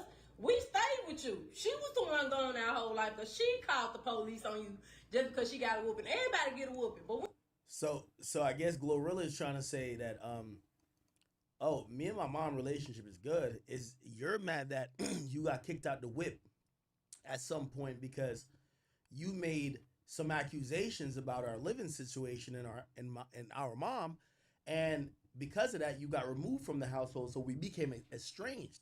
So you acting like we were like we really been locked in. No, you kind of got out the whip for a bit, and now that I'm super successful, you're trying to use mom and other people saying I'm not taking care of them to make it look like you're with them and I'm not taking care of you as well. No, you're just kicked out the whip. That's kind of what she's saying. we ain't gonna call DCS on our mama because we getting whoopings. Yeah. We supposed to get whoopings. You know, y'all used to stand together so strong when together when y'all would get a little line and stick to it, and y'all would stand. See, my baby's gonna be together when they grow up, because they know how to stick together against me and tell a lie. But you know, but I'm gonna keep praying. But like I said, I don't like y'all being in the public, because like I said, you gonna do stuff like go work because you still want to, so it ain't no point of, like, that's why I ain't want you. My mama begged me to put statements out to take her side, and no, she don't gotta do all that. Mom, you keep doing what you want to do. You keep getting spoiled every month, and you keep working because you want to work, because you don't want to lay on your back. So apparently her mom still works. Glorilla was saying, you know, our mom still works at FedEx or whatever it is. Glorilla is saying, yeah, our mom still works, but it's not because I didn't set up situations that she could retire. She wants to work. Now, I don't know their situation. This seems ghetto. I could only give you my personal perspective from, you know, all respect to my dad and everything, but, you know, I came over to the United States with my mom. My dad stayed back in Jamaica and he passed away. So my mom has always been like, I love my mom, whatever, even though we be beefing. But still, I'm not gonna lie, when it came to COVID time, I was trying to get my mom to retire. My mom, you know, she's worked 2 to 3 jobs. Like, you know, we just to give you a little bit of insight, you know, we got into arguments recently, and she was just like, I barely sleep, but I think it was something with the dogs. I think Pluto like did something, and she was just like, yo, why are you sleeping so much? Mama, I told you my sleep schedule was off. My mom gets up early too, and we get into an argument, and like, it's kind of like my mom called me lazy, and I was just like, yo, mom, like, I literally don't sleep. I'm doing a million things, but like, my mom's work ethic is different. I've never had 3 jobs. My mom used to walk 2 to 3 miles to a bus stop before she was even legal, or like was actually not legal, but like was a citizen, because she didn't have a license, just to get on a bus to go whatever to one job and then go to the other job. So like her work ethic is a little bit different. And we get into this argument or whatever, and I'm just like, Mom, I'm working my ass off. Like, like everything we have, or, you know, whatever, like, it's because I'm working too. But so we get into some small argument. And I guess I say that to, like, you know, kind of compare with them.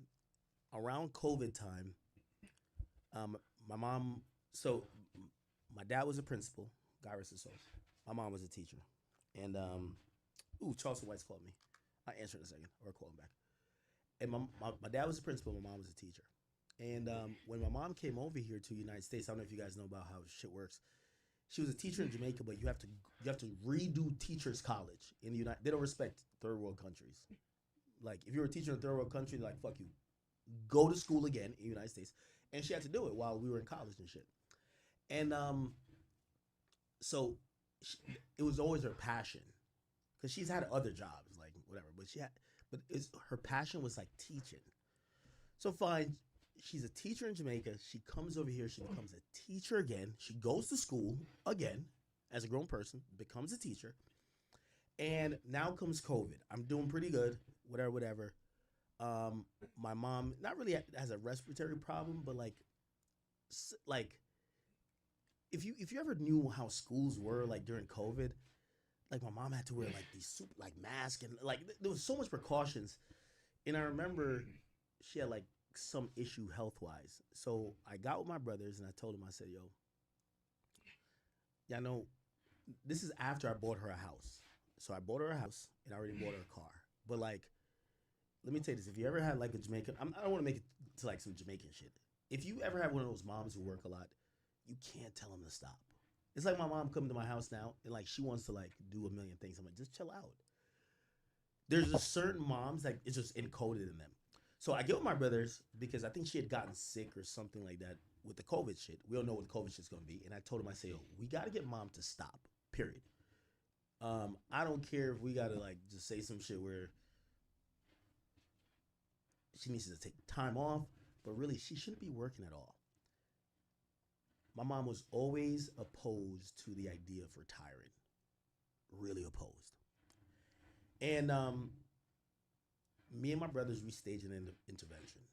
Like my mom knew I was complete. I'm well off. I said, yo, listen, I already got you. I'm paying every bill for you. I got you the house. I got you the car. I don't want you to die. You know what I mean? Like we don't know what this COVID shit is. And we kind of staged an intervention with my mom, and we literally tell her like, she has 3 sons. Us as your sons, you need to quit. Okay? And we had told her because, you know, for whatever reason, like she's a teacher. So like she loved the kids that she's teaching. I'm like, all right, after this school year, so we're like, it was in the middle of the school year, you're going to retire. You have to retire. Everything is already paid for. Like you have no bills. I'm going to give you a certain amount of money or whatever money you want. It doesn't matter. But you have to retire. And I'm going to be honest with you, it was pulling teeth with my mom, bro. It's like she didn't want to retire. Never wanted to retire. And it wasn't about money. It was just like, it's like purpose. It's like purpose. And I was like, fuck. So I don't know if that's the same thing with Glorilla. And I only tell that story because I don't want people to think that everybody's mom is like, oh, you're rich. I'm just laying back on the beach. Like we literally had to, I remember we had 2 big dinners. We had 2 big dinners with my mom. And I remember I gave her a retirement present. I think it was like 40 grand. I gave her 40 grand and I bought her like this big Chanel bag. And I was just like, you know, congratulations. The school year is over, but you're not going back to teaching. And, you know, I told her, I said, let's work on passions for you because she's always like passionate. Let's figure out passions for you to get you occupied. But this school stuff, COVID, we don't know what this is. You're done. It's over. And honestly, for me and my brothers, we didn't want her to die. Like we didn't know what COVID was. So, you know what I mean? I'm only giving that kind of like realistic conversation because I don't know what Glorilla and her mom is, but I don't want to assume that because her mom is working for y'all to be like, oh no, Glorilla is just a bum that's not taking care of her. I'm pretty sure she would take care of her mom if she loves her, right? Like you're going to give her whatever she wants, right? But some moms really like doing shit. Really. Like there's some strong women out there. They've been the matriarch. They've always had income coming in. They've always woke up with a purpose. I got to do this, that, and third. And when you tell them about just retiring and just sitting on their ass with just watching TV, that's not the thing that makes them happy. So I'm going to believe Glorilla with that one. And beg nobody for nothing. We resigned because the girl told where we were, the hours that we were going, so we had to resign. And that's my. Wait, Charleston's talking about. Wait, should I hit Charleston up? Is he talking good about me? I rock with Charleston. Because you don't gotta. How many hours was you working there anyway? Two, 3. So you going to work for 2-3 hours, but she acting like you just need to go work there. I'm pretty sure that's $200 a week. She didn't know we were working at first. And when I couldn't give her the money, I did, and I said, well, I'm working. She said, you working? So that made her think that I was struggling. Mm-hmm. It's cool, Ma. You taken care of. You can get whatever you want. You don't got to explain nothing. I let you come on here on my live, so they can hear your side of the story. Because everybody hearing everybody's side of the story, but mine. Because I wasn't going to say nothing. I was just going to let God deal with it. But what she not finna do was just act like you were just this horrible parent. Okay, yes, we struggle. Everybody struggle. Like, it is what it is. Thank you, Mom, for raising me to be who I am. Thank you for giving me my name and marking me to be blessed to be able to take care of the people who take care of me. And I love you, and I thank you for all your time you spend with us as kids to where I'm in now. I love you, Mom. Okay. And y'all saying other people, the ones y'all got y'all input to put on it, y'all ain't never been. My whole life, even before I was rich, I always been the one that never asked for shit. I always been the one to do shit for motherfuckers. So y'all, the ones that feel where she coming from, y'all don't know shit because y'all ain't never been the ones to have shit. Like, I ain't fucking, like, my people I fuck with, they straight. My mama, she straight. Let me call my dad. Hold on. Yeah, I'm gonna be honest with you. I'm kind of like taking Glorilla's side, not because she's the one on. It feels like once I heard 2,500, I'm like, no matter if someone's a star, there's gonna be real relationships that have to be nurtured. And for example, there's maybe an aunt or a cousin of mine that we don't see eye to eye or we don't get along. If that person came out and said, yeah, I used to be with this nigga all the time when we were young and he just left me for dead. Bro, we don't talk. Not saying that I'm referring to an actual person in my life, but that's a reality. So I get what Glorilla is saying with that. And if she's getting her mom on the phone, her mom is basically saying, that's not the truth. Look like her dad is about to say that's not the truth. And if it's just like this one sibling that maybe was not seen eye to eye with everybody and now she feels away because, people are going to ask like, hey, ain't your sister Glorilla? Why are you over here not doing well? Yeah, that becomes burdenous and you might start lashing out. But don't play her like you went through in college this year just because you get a whooping, baby. Everybody get whoopings. Take them. We did. And you didn't live with us our whole life. You was in foster care. You was living with my uncle and my aunties now because you keep talking about our struggle. You didn't live there with us, ho. You was in foster care. We was you on my live. Tell them how you feel. Tell the world how you feel. You got 100,000 people looking at you. Hold on. Say what? I'm on live. Let me tell y'all something. Number one, whatever happened in the Woods family ain't none of y'all goddamn business. That's what it should have been from the get-go. That's my business. All them my children. She put them in the business though, Dad, so you can't get mad at them for talking what they talk because she got on there and put them in that lying-ass business. Listen, baby, I don't get on there because I done did all y'all my children. Victoria needs her motherfucking ass whooped. She know better. Mm-hmm. Bring the family being whatever happened in the Woods family, good or bad, that ain't none of y'all concerned. What y'all need to be worried about is what y'all got going on. I'm the dead. I love all my children, but I do not appreciate what Victoria's doing to my family name. I really don't. She ain't got no business. Whatever disagreement. Daddy. Her sister and her mama. F her. Daddy, I don't want you to say all this. We know what's going on. Well, I think. Okay, so basically it looked like the rest of the families, and whether you're going to say, oh, no, they got bought out to say it. One thing I could definitely say is that, it's no way strangers on the internet is going to be able to accurately make decisions about what happens in a family. in any type, there's always what's called, Kanye had a song, right? It's called Family. It was a Family Business. And bro, what family business is, nobody's ever gonna fully understand it other than the family. You got that one uncle, he's a little bit odd. You have that one uncle, like, he stole from your aunt there. He used to kind of, like overly beat, like, his son. He did that. He's in the streets. He wasn't like the rest of y'all. But at the end of the day, when everybody comes to Thanksgiving, there's like a rapport, and everybody is usually brought together by the matriarch or the patriarch of that family. And it's not something you could easily identify or explain with other people because they're going to be like, I don't get it.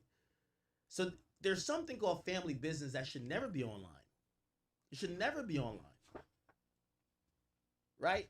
And I know we are all for this insatiable thirst of what we want to see, but truth be told, like what do we, we don't know what happened in their family.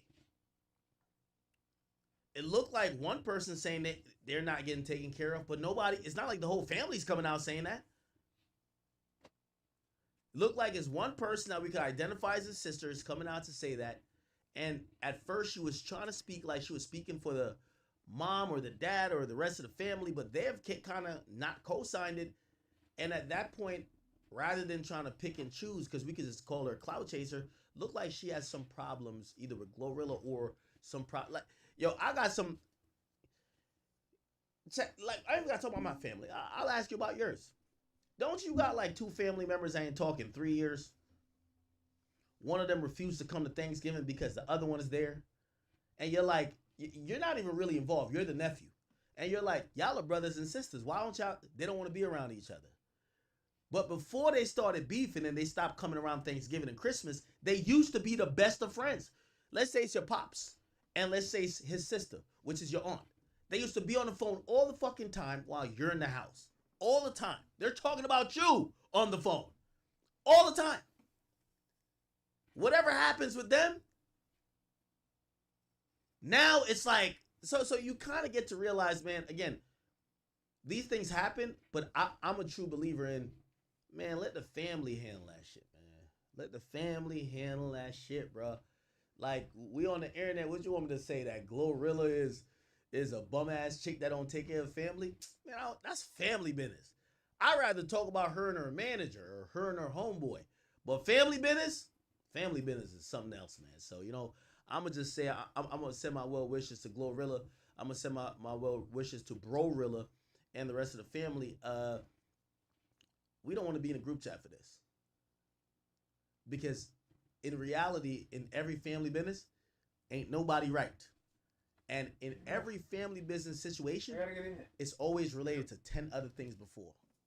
Remember when we were kids and this happened? Remember when I was going to high school, then this happened? That's all the story for everything you hear later. It's family business. So I'm going to just leave it at that, and we'll see what it is. Let me try to call Charleston White Chat. Charleston was trying to get a hold of me. Charleston said he was trying to give me some game. Charleston said, you want me to read what Charleston said? That ain't a good look at. That ain't a good look at. You gotta let that go. That ain't a good look at. Wait, which one? You gotta talk to me. Man, the one talking about the boy jacking off 5 times and he fucking porn star. That ain't a good look. You can't hate on a nigga dick. I'm not hating on him. I'm not hating on him. You can't listen. I'm not hating on him. Y'all, you can't go from talking about boxing to hating on a nigga dick. And this nigga bagging some of the. Oh, just remember, he bagging some of the baddest bitches niggas can fuck. In act, you looking like just from the sideline as your partner. Mm-hmm. I don't bother you about nothing. This ain't a good look for you, nigga. Listen, and they say the boy got a horse. The boy hung. What? That's why he getting the hoe. So you can't hate on a nigga who want to jack off, fucking all the bad bitches, and niggas you don't. No. Okay. And I hear you, and that wasn't the angle. So let me tell you that. So what I was saying is that he hangs out with a certain group and class of billionaires and these white people that he's trying to pitch stuff to them the reason why But I said it was funny that they're laughing about the building. You looking like a hater. You already know he's stupid. You said he's stupid. You called him Meek Mill. You already know he don't have no Meek's business smarter than idea. him. Meek's smarter than him. All right, go ahead. Listen. You already know this nigga ain't got no business idea. But you're not harping on the fact that he has low intellectual. You're harping on the fact that the guy has a serial masturbation problem. He's bagging all the baddest bitches. He's willing to pay tens of thousands of dollars to fuck a porn star. I'm willing to if I had his money. Nigga, you can't hate on a player. He a player nigga. Hold on. No. Go ahead. You cook it. I like it. Hey, he fucking all the baddest bitches and he ain't saying nothing. He keeping quiet. Okay. You can't hate on that nigga, homie. He'll be a player, nigga. You can't hate on the player now. But okay, do you think I should offer help? You think I should offer help or not? I think you need to quit talking about his dick and his masturbation problem. Talk back to fighting again. Tell him lower the He don't want to fight though. Then leave his dick alone. You look No. like I don't care about his dick. I do want to fight. So, hey, when a nigga don't want to fight, you bow out gracefully. Okay. Because you're gonna end up looking like the villain. Because he's not talking. You're talking. Once a nigga say he don't want to fight, what is there to talk about that? No, you're right. No, I just thought that was funny. But you know what, Charleston? I'm one of those people. I'm also willing. I also could take correction. I hear what you're saying, and seeing it from how you explained it, you are right? Because I ain't gonna lie to you. It's kind of like there's a few people, they'll talk about me, and then it'll be like they'll start talking about my dick, and I'm like, all right. Now we're getting to weird territory. So you're right. You're right. When they can't beat you, that's what they go to start Trump. The only reason I brought it up though is because one of the guys that he confided in told me. So I'm like, wait, if y'all are laughing, if his white buddies are laughing about him, like they're not laughing about him. They're jealous because he got the big nigger dick that all the girls want. Well, I don't know. All the white girls love him. They told me different, but okay. No. I'm in the same arena with these niggas. All the bitches love that nigga, homie. Wait, how you know that? All the bitches, nigga, I'm fucking the same bitches, nigga. You fucking the same bitches? No, you're not fucking the same. Stop it. That, nigga. Come on, act, nigga, you done seen how I move. Nah, I know. You be fucking some little fine shit, though. I know that. No. Listen, nigga, I done banged some Jason Love material, nigga. What? Nigga, that's what I'm trying to, nigga, I done got some Jason Love shit, nigga. Yeah, I ain't gonna lie. You're starting to develop a reputation. Listen, I'm good friends with some of the most highest paid OnlyFans top models. Nigga, the Bop girls, Becca. I'm friends with Chris. Come on, nigga. Like, as smooth as I am. Come on, man. Wait. Don't let the smooth tape fool you. But just hear me out. Hey, all the bitches love him. Why you think you don't hear no bitches talking about him or shaming? He's a real player, smooth. No, they do. They always say like he not paying on time. Like no. Hey, they're not saying the boy got a good dick game. Whatever he's not paying on time, you can't hate on a nigga who other niggas is hating on because he's fucking their bitches and they don't mind. Of course they gonna give you information. He's snitching, fucking their bitches. So you think the guys he's like trying to get investments from, he might be putting dick on their bitches, so they finally got something they be like, oh, okay. It ain't no Mike nothing. If it's a white millionaire white boy and he's in the arena, every billionaire white boy Jew is intimidated by a big dick nigga that can fuck something and the word is getting out, he done fuck. Come on, homie, you know that. That's been the white boy biggest problem with us. We got the biggest dicks and we fuck good. We're not smart. Come on, my nigga. And that nigga got 40, 50 million, so he can fuck. You can't hate on that if you stick to the fighting. But nigga talking about fucking, all these nigga fucking porn stars when the billionaires just fucking kids. You can't say nothing about his dick and not be harping on Trump and about the Epstein file. Oh no. Stick to what Hold you're on. good at. No. Trump. Listen, I think everybody in the Epstein files need to be investigated. And I love Trump. Let's not go there. This is what I'm saying. Let's stick to our topic. Whatever white boy that's told you the information about this guy, it's got to do with his dick. That's why y'all fucking with him by his dick. Why you think they're going to give you the information to tell you about another guy's dick? They're jealous of his dick. You know, hey, you making a good. Hey, the way they told me, it was like, hey, listen, we're laughing at him because he came to us with a business idea about a problem he has because he's addicted to certain shit. And I was like, I don't know why you would tell me, but I bet. Like, yo. Nigga, you took it and ran with it to fuel the fire. Facts. Nigga, no. I looked at it first time. I laughed at it. And then my spirit went back and started looking at it. I said, nah, this ain't a good look for act. No, man, because when I heard you say you wouldn't pay tens of thousands, I'm saying, nigga, a lot of these niggas do. True, okay. But this thing, nigga, he done had G Herbo one friend. These niggas done fucks with these niggas are running through these hoes. Of course they, but I from what I hear, nigga, I done got. We'll talk in person, but nigga, that nigga running through these hoes. No, I've heard that too. Again, I guess the argument is, if somebody who we look up to that we think it should be able to get whatever woman they want, if they got a porn problem or a masturbation problem or they're a sex addict. America has a porn. Hold on, think about this. Okay, go ahead. Most niggas who've been to prison, have a masturbation problem. All of them. Really? You think so? I spent 7 years in the boys' home. All of my friends have spent 19, 20, 21, 22, 23, 24, 25. Nigga, I got friends who spent 30 years in prison from 12 years old to now. Most people in America have a porn addiction. Why do you think it's a $1 trillion industry and it's easily accessible? Most people have a porn addiction, males and females. So you can't shame that. It make you look like a hater. That's why they gave it to you.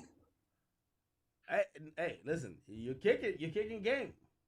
So now, my nigga, you too smart right now. You rebranded yourself before. I admire you. I ain't finna let that stain be on you, niggas. I'm saying, let me pull my nigga coattail. Nah, chat. Charleston is kicking some bars right now. He kicking some bars. He's saying, which I think I agree with. Which, when I got the info, I felt the info was so hot I had to put it out. But you're right.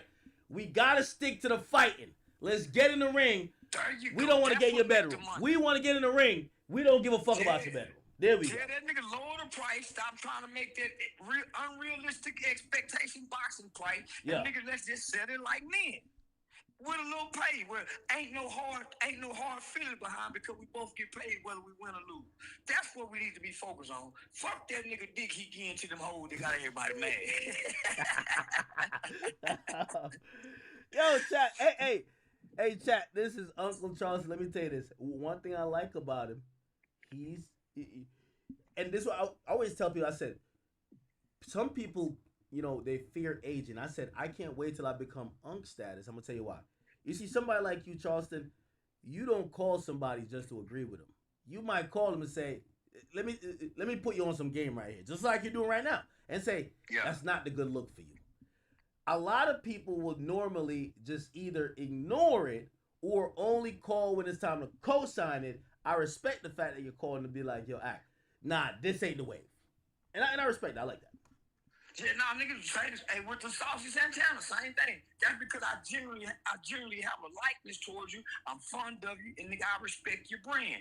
And you teach me a lot. So I'm saying, man, I ain't finna let my nigga go out like this. If I'm looking at it and I think it's wrong, at first I co-signed it in the comment section, but then I said, let me look at this shit, homie. So I started watching the whole thing. That's what made me hit you then. Yeah, I agree with you. You know what? Chat, I agree with Charleston. We don't need to talk about that angle anymore. I think, as two black men who, number one, we're trying to promote handling our issues in not a street violent way or where people could lose their lives, lose their freedom. We could handle our issues, both move on, both make money. So I'm all the way with the boxing match. And, I agree. I actually agree with Charleston with that. So, again, this is something that came up. I felt I had to say it, but I'm kind of with what he's saying. And let's focus on the boxing match, man. Yeah. It's more entertaining. Look, baby, call me, bro. Call me, bro. Yeah, baby, call it. Say, but I'll talk to you later. Finish the stream. All right, man. Love you, brother. Love you. Love you, my nigga. All right. Charleston is dope, man. Hey, you got to realize, I could take also criticism too. Again, the point is this. So you know why I said it? So I kind of said it because it wasn't really about this idea. I mean, I don't even know if in the hip hop community, people we know these guys are sex addicts, right? We know that they have this insatiable appetite for these women or whatever the case is. We could see it. They're paying for this, paying for that. I really said it because I wanted him to know that there's this with people like him. Remember him getting that little reverse Oreo hug? Lil Baby somehow feels when it comes to media or dealing with black people shit, and that's how he felt from day one when he dissed me on the album. He could disrespect me. He would never disrespect Robert Kraft. He would never disrespect Michael Rubin. So when I get the info that is being floated around in their circle, I need to let him know what they're saying about him. They're looking at him like a clown. And, obviously, I get what Charleston's saying. It makes it look like I'm over here criticizing what he does with his penis. I wouldn't do that. So I completely get Charleston on that. But for me, and that's why I said it wasn't for the fans, I want him to know that the people he's seeking advice, investments, and everything else from, their conversation, whether directly or indirectly or through a third party or a fly on the wall in the room, have came back to me to say they think you're utterly ridiculous for even trying to suggest certain things to them, and that's why they don't ever take you serious. It's a reason why you guys sit on that private jet with these guys and they put you in a blanket and they make you bunny hop and they do everything else with you, but you never hear on a one-on-one level they're going into full, true business with you because they look at y'all like mascots. So when you think you have kicked like this amazing idea, we should fund a pill, they'll look at you to say, this nigga is hilarious and he's stupid as fuck and maybe a weirdo. That's the only reason I said it. But I'll take what Charleston said into consideration. He's kind of right. You know what I mean? We don't want to be sitting here like arguing about niggas' penises. That's definitely for show, right? All right. We got Charleston in here. I bet. Okay, bet. Let me see. Oh, this has been burning a hole through the stream. So, chat, tell me why. First and foremost, Tony Yayo has said this on Instagram early on, right? They said there was something about, so Tony Yayo and Uncle Murder, they're doing a podcast, but if you don't know, they're G-Unit. Clearly, we know who their ops are. They don't like Ja Rule. Apparently, Tony Yayo and Uncle Murder got on a flight this Super Bowl weekend, and the person sitting in front of both of them was none other than Ja Rule. There was a correspondence when they said, we're going to drop the video of what happened when we ran into these guys, right? And the video got dropped. 50 Cent put it out. And 50 posted up a video of Yayo and Uncle Murder running into Ja Rule in first class on some airline. 50 says this, he was by himself, so he had to make a scene so they could remove his scary ass. LOL. Yayo said, suck my dick. The gay stewardess said, it's going down. LOL. Let's see it. Suck ass Ja Rule on the plane.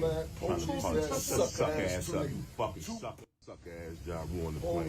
Trying to punch. Suck ass up, you fucking suck. Suck ass Ja Rule on the plane.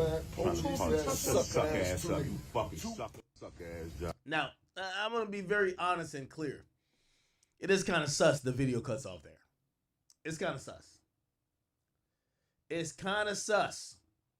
The video cuts off there. I would like to hear the whole interaction. But we also got to keep in mind, supposedly it's Yayo and Uncle Murder behind Ja Rule. They're claiming, 50 says he was by himself. Y'all got two people sitting behind your op. And we get a 6-second video. Now, there's another video that we'll get to. Here it is. Federal regulations prohibit the use of cellular networks during flight, the use of Wi-Fi to make video or voice calls. Okay, and this is Yayo. This is Ja Rule.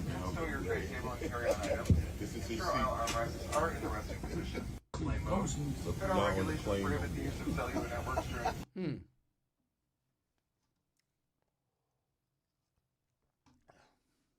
I don't know how to make of this, bro.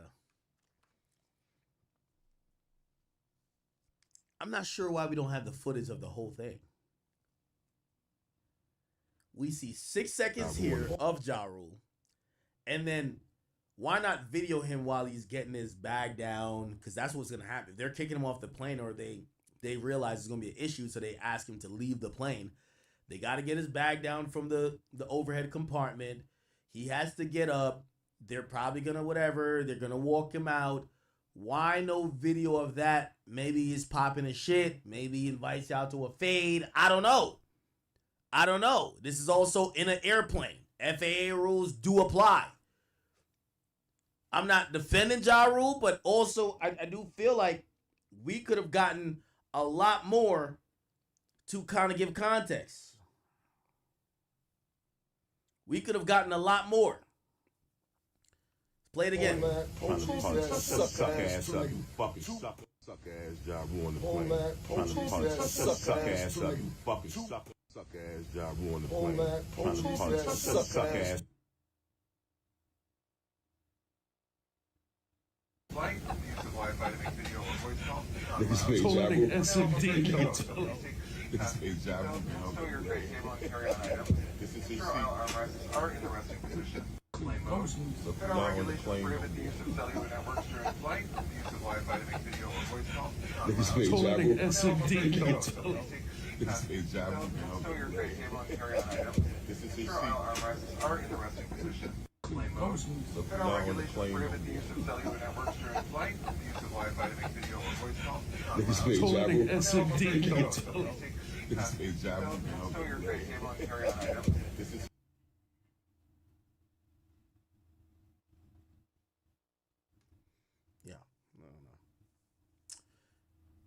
Ja Rule has not responded. Has he?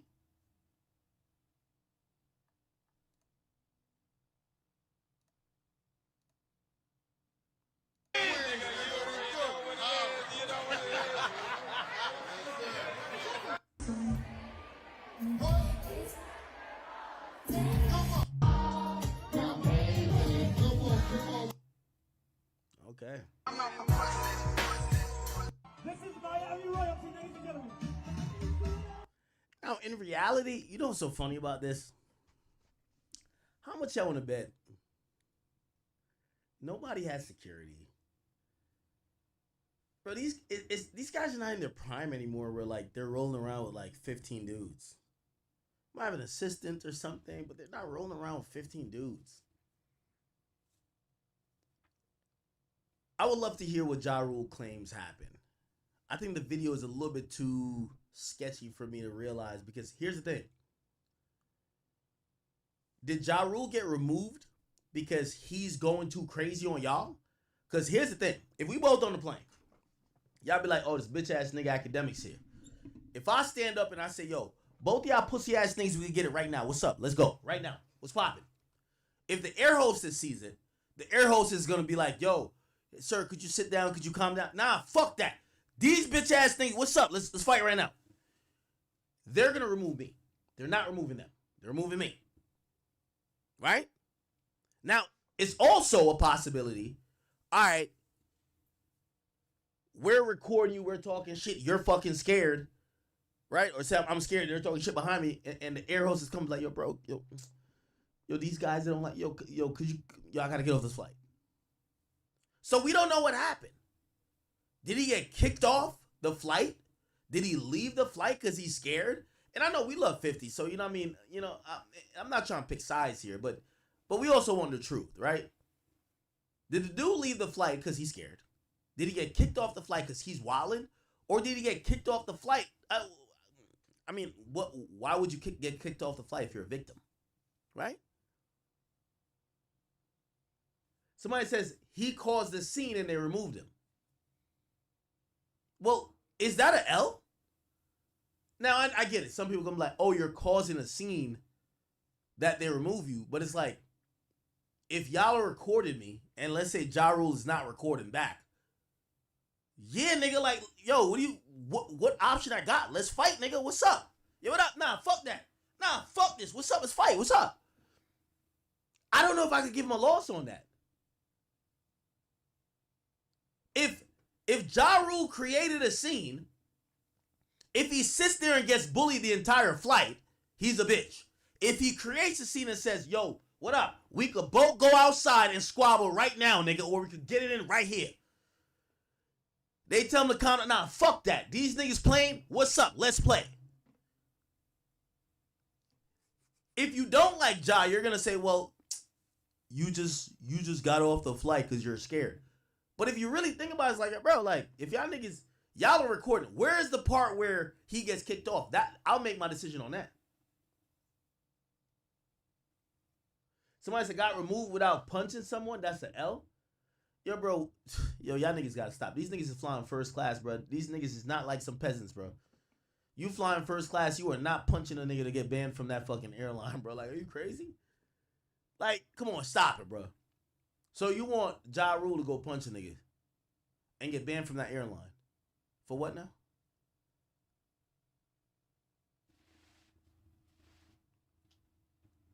Somebody said they could have left too. It's clear they're trying to record Ja Rule. Ja Rule, I'm not saying he not on some recording shit, but if we're hearing he makes a scene, the scene got to be what's good, what y'all niggas trying to do. The other dudes must trying to do. The other dudes must have been calm. We're not going to see that video. They removed Ja Rule. Whether you believe Ja was just doing it to get off the plane or he was really like that, that's up to interpretation. Am I tripping?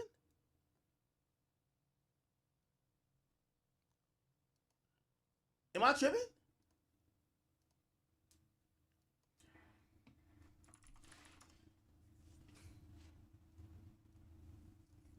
Ja Rule on the plane. Trying to punch. It says police ass sucker. Ass up, you fucking sucker. He says two, but they cut it. I'm gonna keep it a bean with you. I think they got a longer video. Respectfully, yo, Yayo and Uncle Murder put the whole video out. Like, put the whole video out.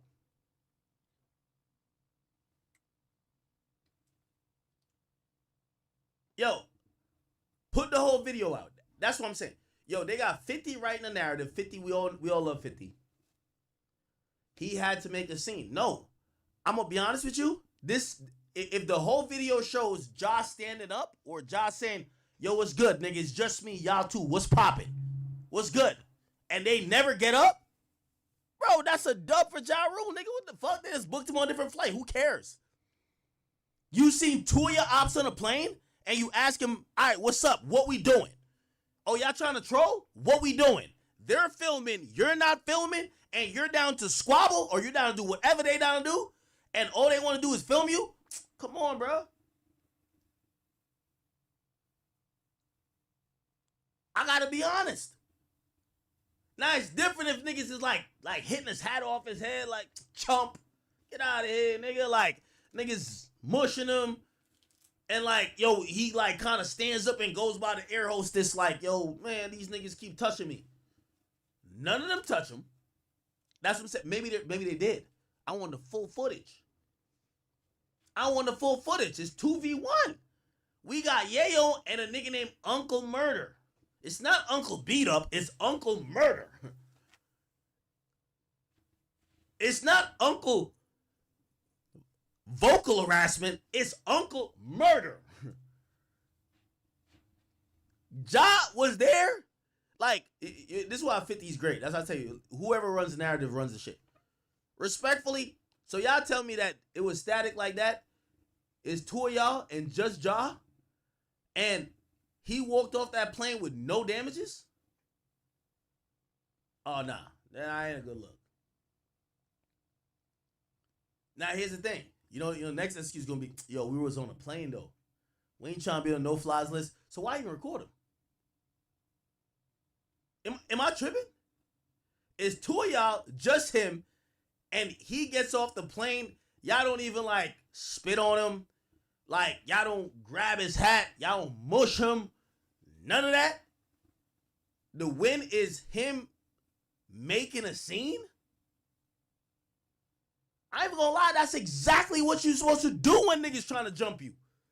Niggas trying to jump you? Nigga, you supposed to take your shirt off. What's poppin', nigga? I fuck all y'all niggas up. You supposed to get loud, nigga. Cause the bitch nigga in the group ain't gonna do nothing. Cause he's scared now. You supposed to make a scene. It's 1v2. It's 1v2.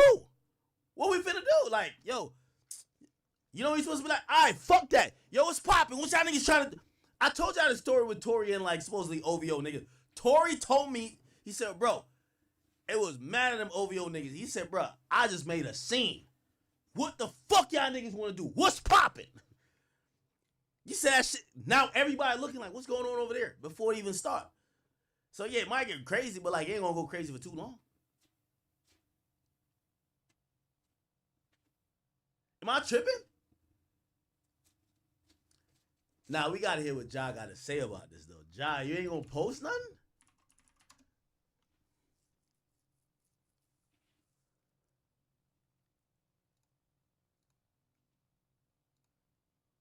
Oh. He said lame. And for somebody who could barely move their mouth when they talk, talk a lot of shit. Grimly looking at. And 50 Cent only tries to tear down his people. He don't never go for a white man. And mind you, white men. Where did Ja reply at? On the shade room? Let's see that. Let's see that. Oh yeah. He said, I popped on these punks by myself on a plane. Pussy ass niggas. I threw the pillow at Yayo heads. You soft. I knocked your hat off. Shit was hilarious. He said, via TMZ, hi, Ja. Jamie here from TMZ, reaching out for the comment of the Delta flight you were on Sunday.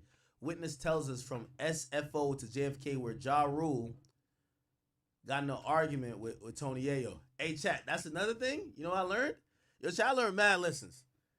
When I'm on the plane, my security on the plane, everybody, even if they're not sitting in first class with me, yo, we loading up the plane with 8 niggas. Now, granted, obviously, we don't think nobody who has a brain would do something on the plane.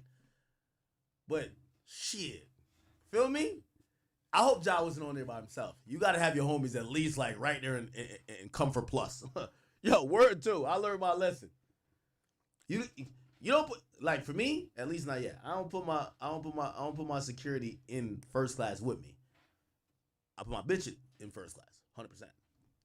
But they're right there, and because I board first, anybody who gonna even be in my perimeter, they gonna see already. All right, Ack, you good? Like, it's like 5 of them coming in. Ack, you good? I'm already surveilling. I'm like, this is a bunch of white niggas, we good. Some rapper over there, I'm gonna look like, yo, is that nigga right there? I have to see what's popping with him, like, you know, on some defensive shit. You know me, I'm never offensive. This is Jamie from TMZ. I know Jamie. Reaching out. Witness tells us you got in an argument with Tony Yayo on the flight. Ja was the aggressor, yelling profanities, saying he wanted to fight and throwing a pillow at Tony Yayo. Crew stepped in and pulled both guys off the plane for a bit. Yayo yelled back in the planes that the planes are federal offenses territory and he did nothing wrong. I'm sorry. I'm sorry. You see, 50 got the popularity vote. 50 got the popularity vote, but I don't know, bro.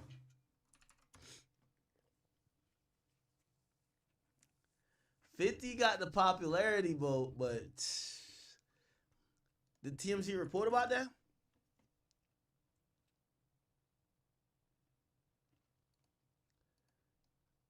I want to see if 50 TMZ reported the same thing. Ja Rule. Did they report it? Oh, they ain't reported yet. Oh, it looked like they just reached out. They reached out, but it ain't. They beat TMZ to the punch. Oh shit. Yeah, I don't really know, bro. I don't know. It's a little spooky.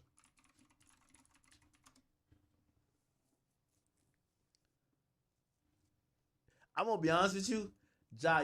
If you was on this flight by yourself, you a brave man.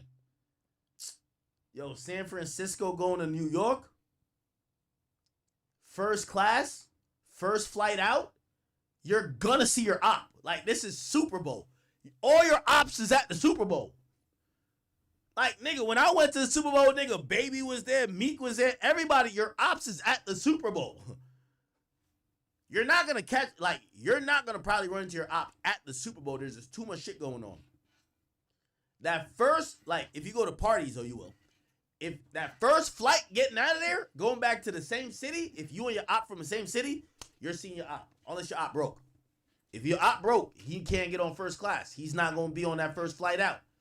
That flight that's the one they told me was $7,000. I'm like, $7,000? Hold on now. What? Yeah. Oh, yeah.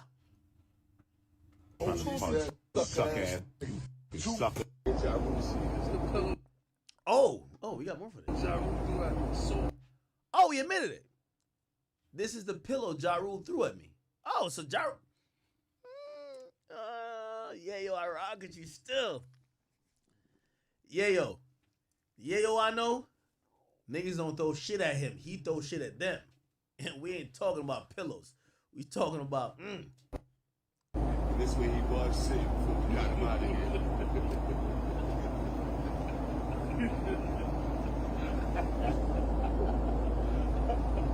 Suck, Ja Rule on the plane.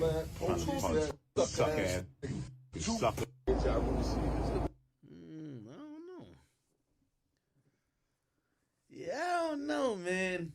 I'm not giving Ja L that quick. Don't get mad at me. I'm not giving him an L that quick, bro. It's just like, Yeah,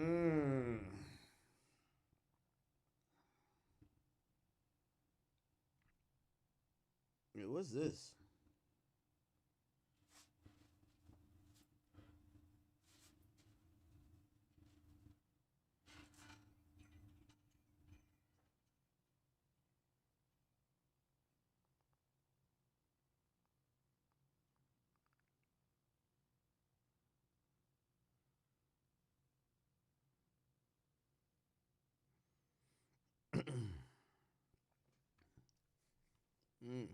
Yeah, I don't know. Did Ja say anything else? One thing about Fifth is he controls every narrative. So Ja, you're fucked. I ain't gonna lie, bro. You're fucked. Here's the thing.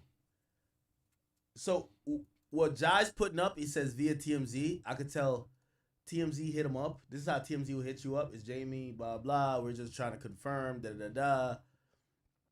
I guarantee, 100%, Fifth is going to reach out to TMZ. TMZ's not posting this. Facts. TMZ's, mark my words. TMZ's not posting Ja got in an argument and Ja was the aggressor. Not posting that. 100%. Fifth is a genius. You can't be for Fifth. You can't be for Fifth. You see, if TMZ writes it like that, it looks like Ja was bullying two niggas. Or Ja was standing on business. That is not how this will be perceived. Fuck out of here. Anyway, they had a pillow fight.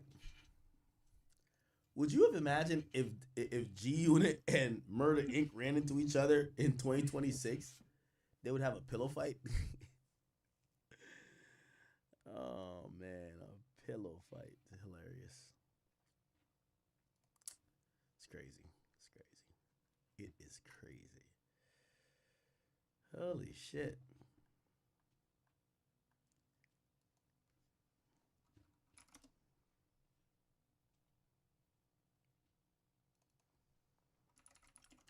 All right, let me see. Is there anything else?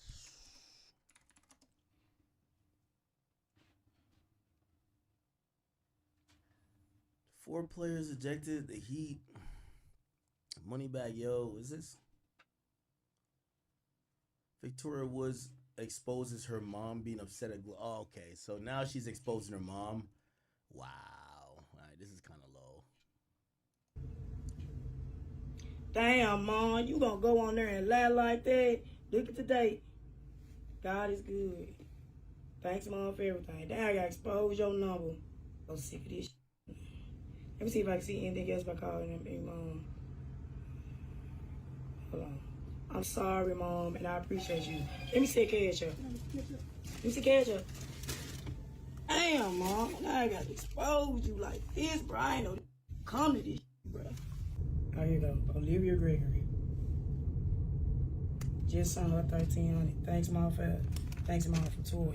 Mom, why you make me do this, damn? Man, you got this girl laugh like that. Now, apparently, she's saying that you just seen where it says she brings up her mom Cash App, and she was corroborating it with the messages about Glow. She said she showed the Cash App, and it showed that she sent the mom 1,300. Now, remember when Tori gave the 2,500?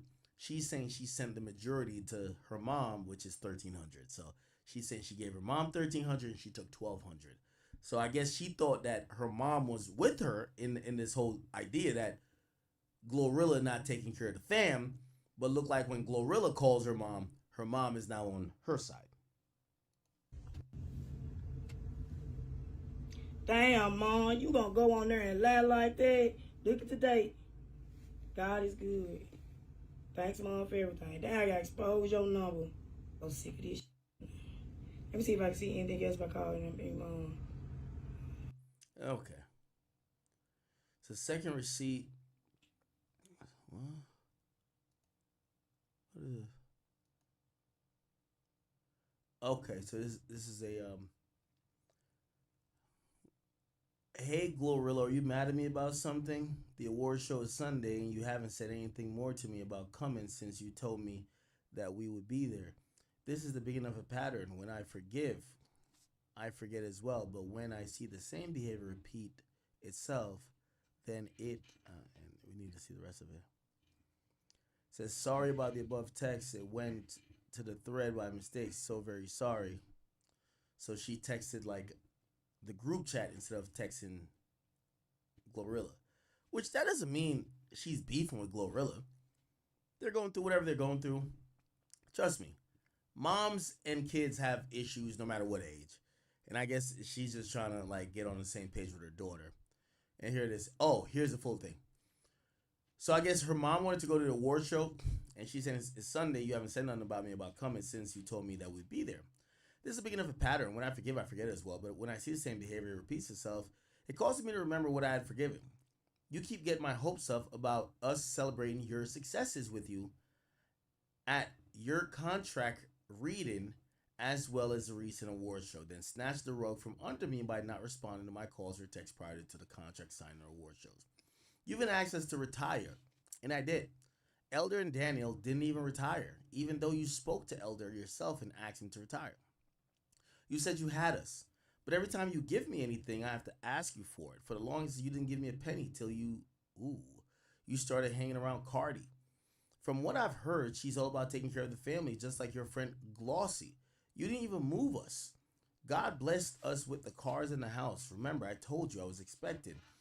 Lil G meaning you to help us out, but you had to go Big G, meaning God. Your actions towards me and the family are so disrespectful. The last time you showed this exact same behavior for the Grammys, we went out and bought stylish and blah, blah, expensive, blah, blah, that we normally wouldn't have bought to make you look good. So your colleagues wouldn't look down on us. You know whom I'm speaking of. In actuality, you should have purchased our look from head to toe because we were representing you. You have my children backstage looking like bums. Your own little brother refused to take pictures with you because his shoes weren't in good shape. Roscoe didn't take a picture with you because look at his shoes. Speaking of children, it's horrific the way you're doing little Eddie and Miracle. You have my children caged in your home, not feeding them, nor allowing them to go outside anywhere. You have little Eddie, who's emotionally unstable, walking around the house all day with a rifle strapped to him like he's Rambo. You said that you're a millionaire. Get professional security. Miracle's hair and old braids under her cap when Teezy's walking around with expensive hair in her head. But they chose you. You even had Teezy's family in your home chilling with them for a month, but had us come down much later. All we did was be your slaves fixing up your house. Your own daddy comes to the awards, shows up in suits. Oh my God, this is wow. It's a lot, chat. In suits that I bought over 15 years ago, we went out and purchased luggage, among other things. When you asked us to come to your signing with Gotti, we were packed and waiting for your call to go to the airport. You didn't even have the decency to answer your phone, or even inform us that we weren't coming until you got tired of me calling and texting you. Then you finally responded with a text the next day. What? Is this the fame, what the fame does to a person? Gloria, I will always love you, but the way you do your own family isn't right. I pray God shows you the error of your ways and you repent of them. By the way, with that type of behavior, it makes me wonder about something. When you asked us to drive to Atlanta on the pretense of spending time with you, but instead you used my expertise to do your interior decorating, upon returning home, we discovered that our tire was on flat. When we had gotten on the expressway in Atlanta, I asked Elder to pull over because the tires didn't sound right, but he told me it was just a street that made for a noisy ride, which did get quiet. We drove hundreds of miles back home on a tire that has been supernaturally sealed for our protection. Thank you, God. Here's the kicker: when we took the tire to the shop later. Jesus. Here we go. We took it to the shop later that morning. The man said the tire had been punctured from the inside, so in a dream of vision, I remember isolated incidents that happened while we were there. You can call me and I will disclose them to you, but expect y'all already know.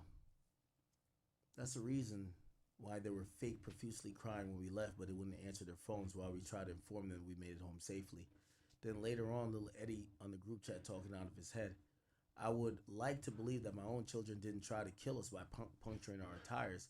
Actually, everything was fine until you got angry because we drove your truck to the airport to pick you up at your request. Again, things that make you go, Anyways, yet. You the only one that was in and out of Foster Care. Fuck. Every other month. Because she couldn't get us to say that you was abusing us. We stayed with you. She was the one going our whole life because she called the police on you just because she got a whooping. Everybody get a whooping. But we ain't going to call DCS on our mama because we getting whoopings. Yeah. We supposed to get whoopings. You know, y'all used to stand together so strong together when y'all would get a little line and stick to it. Y'all would stand. Say, my baby's going to be together when they grow up because they know how to stick together against me and tell a lie. But, but I'm going to keep praying. But, like I said, I don't like y'all being in the public because, like I said, you gonna do stuff like go work because you still want to. So it ain't no point of, like, that's why I ain't want you. My mama begging me to put statements out to take her side, and no, she don't gotta do all that. Mom, you the only one that was in and out of Foster Care. Well, this is messy. This is why you can't comment on family business, because it looks like the mom loves both siblings and want to support both siblings in whatever they're saying. But in whatever they're saying, it is contradictory to the other person. So she's agreeing with both sides. And some people say she's playing both sides, but not really. She's really supporting her children. It looks like she doesn't have a gripe, but she understands the gripe of maybe the sister, but she understands that Glow is also a great daughter to her. So she's kind of caught between a rock and a hard place, and not too sure what people expect her to do. You know what I mean? Interesting.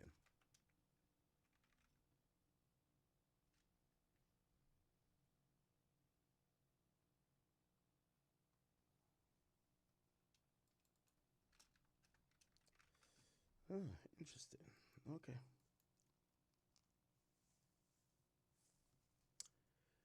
Interesting.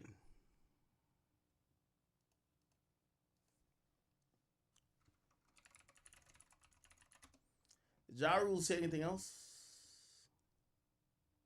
Still waiting. No. Funny thing is, I think Ja Rule's just so not popular. It don't matter what he said. Niggas ain't gonna believe it. So, like, if I'm 50, I'm like, bruh. Yeah, he might be making some sense, but who gives a fuck? All right. Trying to figure out what else is going on. Oh, this was a picture. They said Offset changed himself into. We don't know if he actually did this, but Rich the Kid did put this up on his. The original picture was this, but niggas changed Offset into. Oh boy.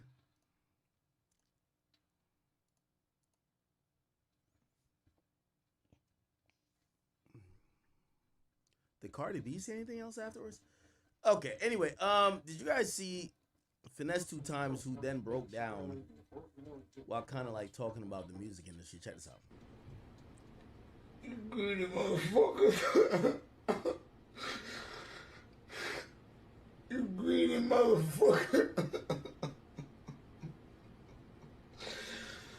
You greedy motherfuckers.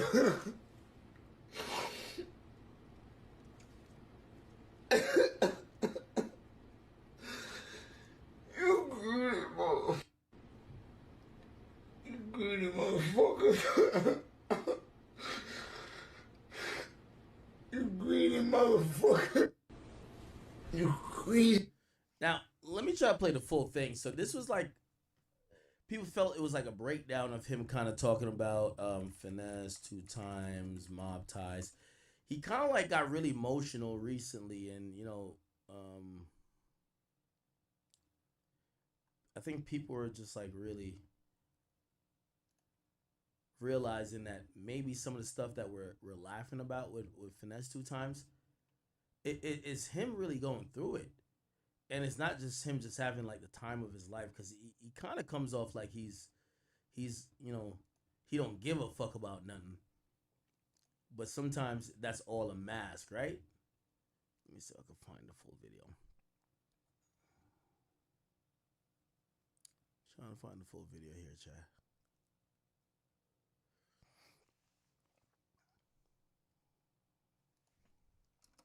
But he literally did cry.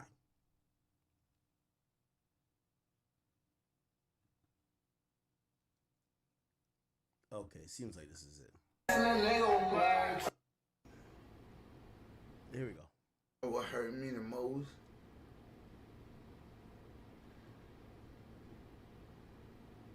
I'm dealing with motherfuckers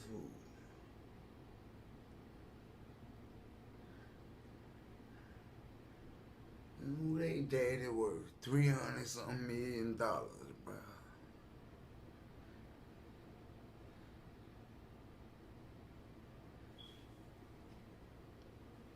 My mama and dad ain't never been worth $10,000. Jay Prince worth, wait, how many millions?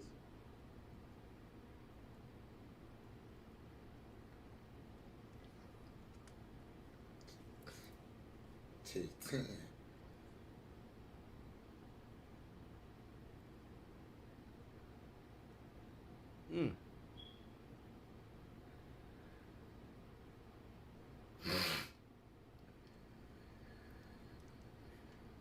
I died for them.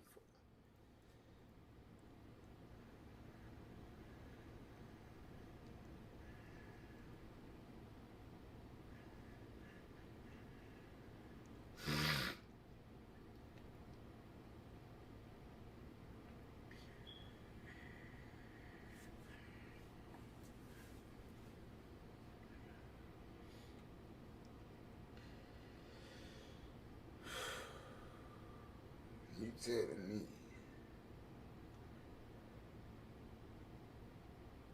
I did all this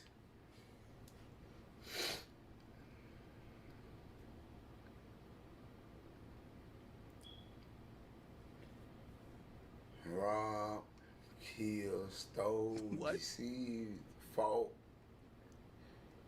died, lied, just to be nigga, you got me fucked up.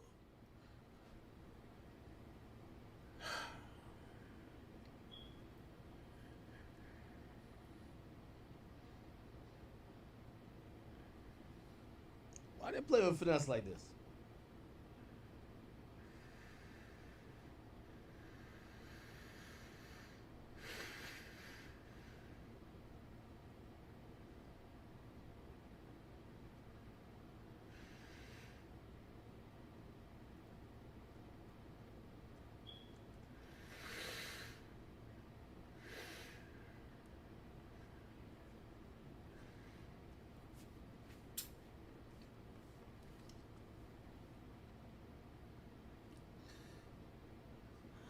crazy, nigga. You're not on drugs, right? You're just a little bit lit. You know, sometimes I've been a little bit lit, and like sometimes you just want to be like, it all comes like crashing down. You like you feel a way. You want to express yourself. It sounds like that's what it is. You had to kill me for shit.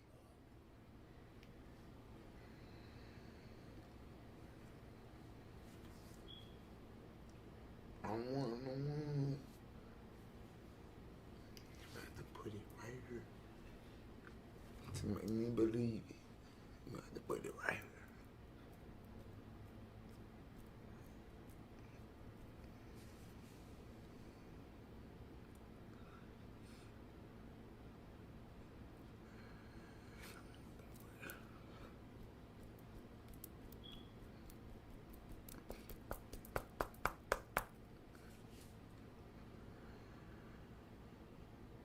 To make me believe.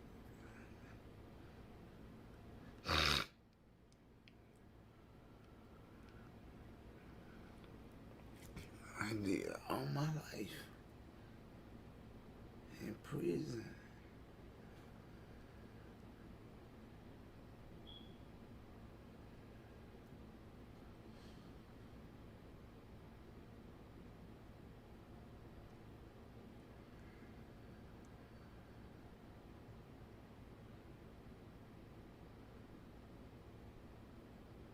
All the knowledge, everything I say. It was for them. Nigga. The fuck you think it was for, nigga? Not you. You know I fucked up for laughing. Not you greedy bitches. You niggas. It's like he's auditioning for like a movie or something.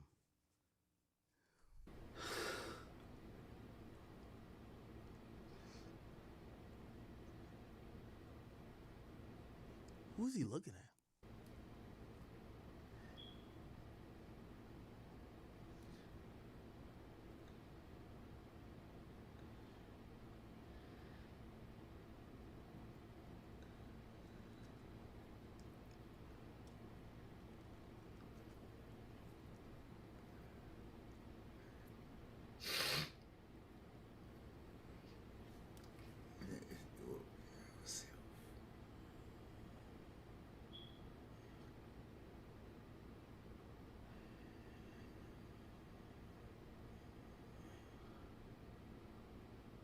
You niggas don't do it for the future.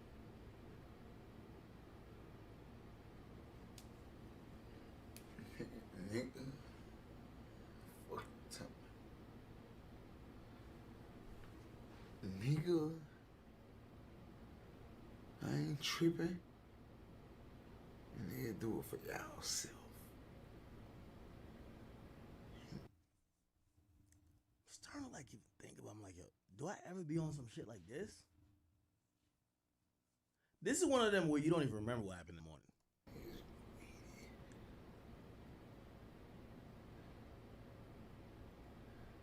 And I know the blogs ain't gonna post it.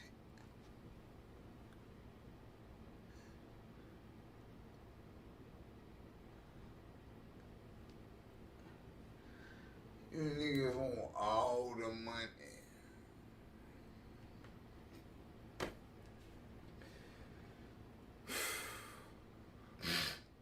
When Elon Musk worth $800 billion.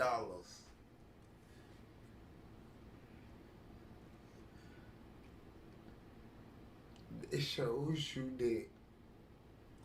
that wait, there's no limit to the American dollar. So what the fuck is you niggas crossing each other out for?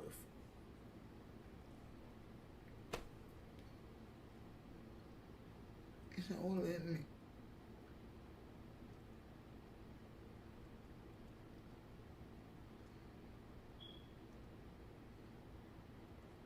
Don't hit me.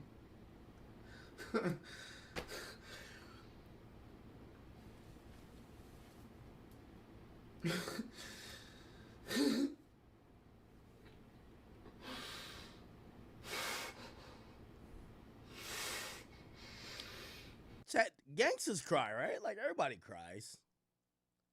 There's nothing wrong with crying. It's not you gotta cry.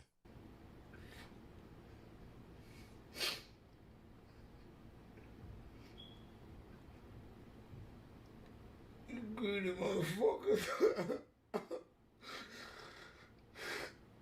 You greedy motherfucker. Damn.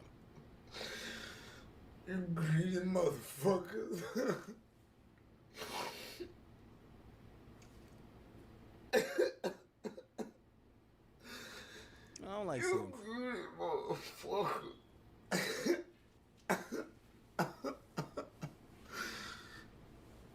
You greedy motherfucker.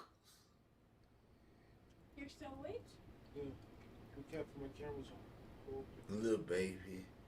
What? You're 12 and petty what? All you niggas who seek money. Talk about it. I never seek the money. Talk about it.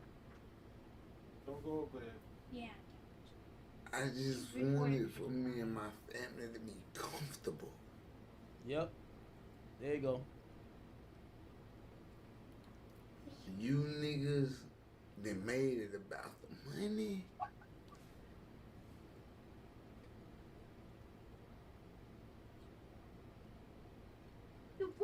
Now, in order to be comfortable, I have to chase a bigger goal.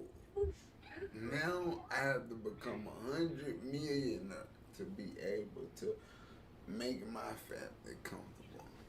When it used to be, you ain't had to have number 5 or 10, 15 million. If that, to be comfortable. Now you... Yo, I wonder what Jay Prince and them are thinking. I'm pretty sure they have to, on a business level. So here's the whole thing. He's stuck in a contract with Mob Ties. Mob Ties, was supposed to be the production company. A production company tends to not put up significant amount of cash to fund someone's career. They usually are the people who will fund you getting a deal with a bigger label, like an Atlantic, a Interscope, a Republic, a Epic. And it looks like, maybe that's never worked with Finesse 2 times. So now his contract is just on them. And the thing with a production company and how some of these deals get structured is that they don't necessarily need to do anything of much. Like they could give you little of money or little of budget and they still have you in this deal. And they kind of sign a bunch of people in these deals to say, you show us you're hot, that we could get you a deal, and when we get you a deal, we get you paid. But here's the thing. If they could get him a deal, he could get himself a deal. And obviously when things turn sour, they're not incentivized at all. So they're like, yo, unless you get so hot that we need to do something, we're just going to ignore you. And he's saying, he's been going viral a lot recently. Not necessarily his music been going crazy, but he's probably like, yo, damn, we're not getting no type of motion. You guys are not working with me. Like, what's going on? And he probably realized other people want to sign him and he can't go nowhere. So, like, it's basically a situation where he feels like they're fucking him. Like, they want him to lose or want him to lose money. So, that's why he's kind of going off. Bitch ass niggas that up the motherfucking ante.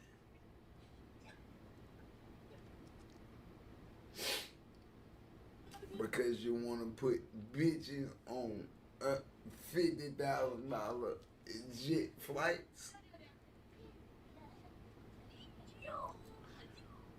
$30,000 a night Airbnbs, nigga.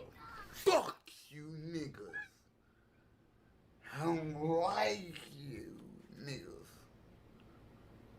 I despise you bitches. I don't like you niggas.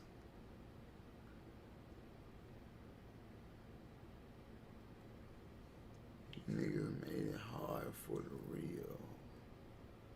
Because you...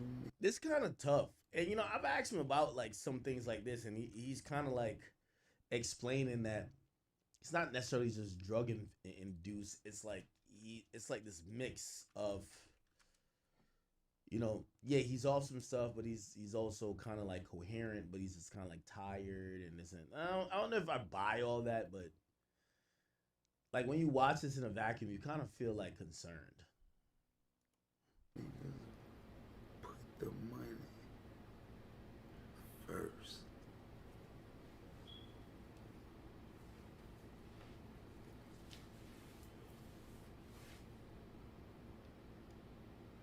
Okay, I think you guys get the drift of that. Finesse 2 times, man.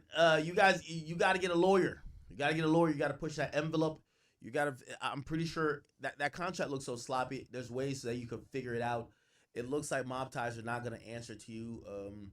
Don't look like they're trying to work with you. Don't look like you're trying to work with them. So you're going to have to force yourself out of this contract legally, and you're going to have to do it with a lawyer. Getting online and crying and saying much whatever things you want to say. It's not going to do anything. Get yourself a lawyer to get yourself, because again, time is of the essence for you. People care what you got to say now. If you could market yourself, you could probably drop a record people could work with. But if you kind of like just sit on the moment and don't do nothing, trust, fame and popularity and celebrity is always fleeting. Okay, chat. We do got to also talk about your boy J. Cole. J. Cole dropped like a little associated thing with his album. Kind of like it's kind of like a documentary, but it's like him announcing that he's gonna be going from state to state, kind of like selling music out of truck. Before, if you guys don't know, let's go to Chartdemics. Apparently, J. Cole, the fall off, is actually projected to sell anywhere between 260 and 300,000 units first week, according to early forecasts. I think that's stellar. I think he would love to get that 300 range. He's been touting this as his last album. I just seen something recently where someone says, no, it's not his last album. And apparently, this is what he said about that in particular. Let me see if I can find it. They're saying J. Cole has clarified his retirement, saying he's not done releasing music for now, but he might do so at a later down the line. He says, I have no interest in making more J. Cole albums, but my passion and excitement right now is producing. I'll write and I'll record when it hits me, but the fall off is a project I won't try to top. This is what he says. He said, thank you. It means a lot. I got genuine love for music, and the blessing of dropping an album is highly inspired, but I have no interest in making more J. Cole albums, but my passion and excitement right now is in producing. Okay, so pretty much what we just read. Let's watch this. This is him, announcing how he's going to be like rolling out this project of the fall off. Ooh, and let me show you though. This 29, this 39. Ooh. Yeah, that shit hanging, boy. Hey, we still got the CD players. Is there something in here? Oh, what CDs in there? Let's see CDs in there. KOD, wow.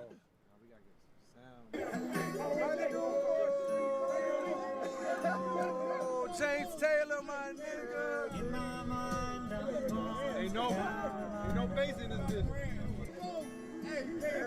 In my mind, I'm gone to Carolina.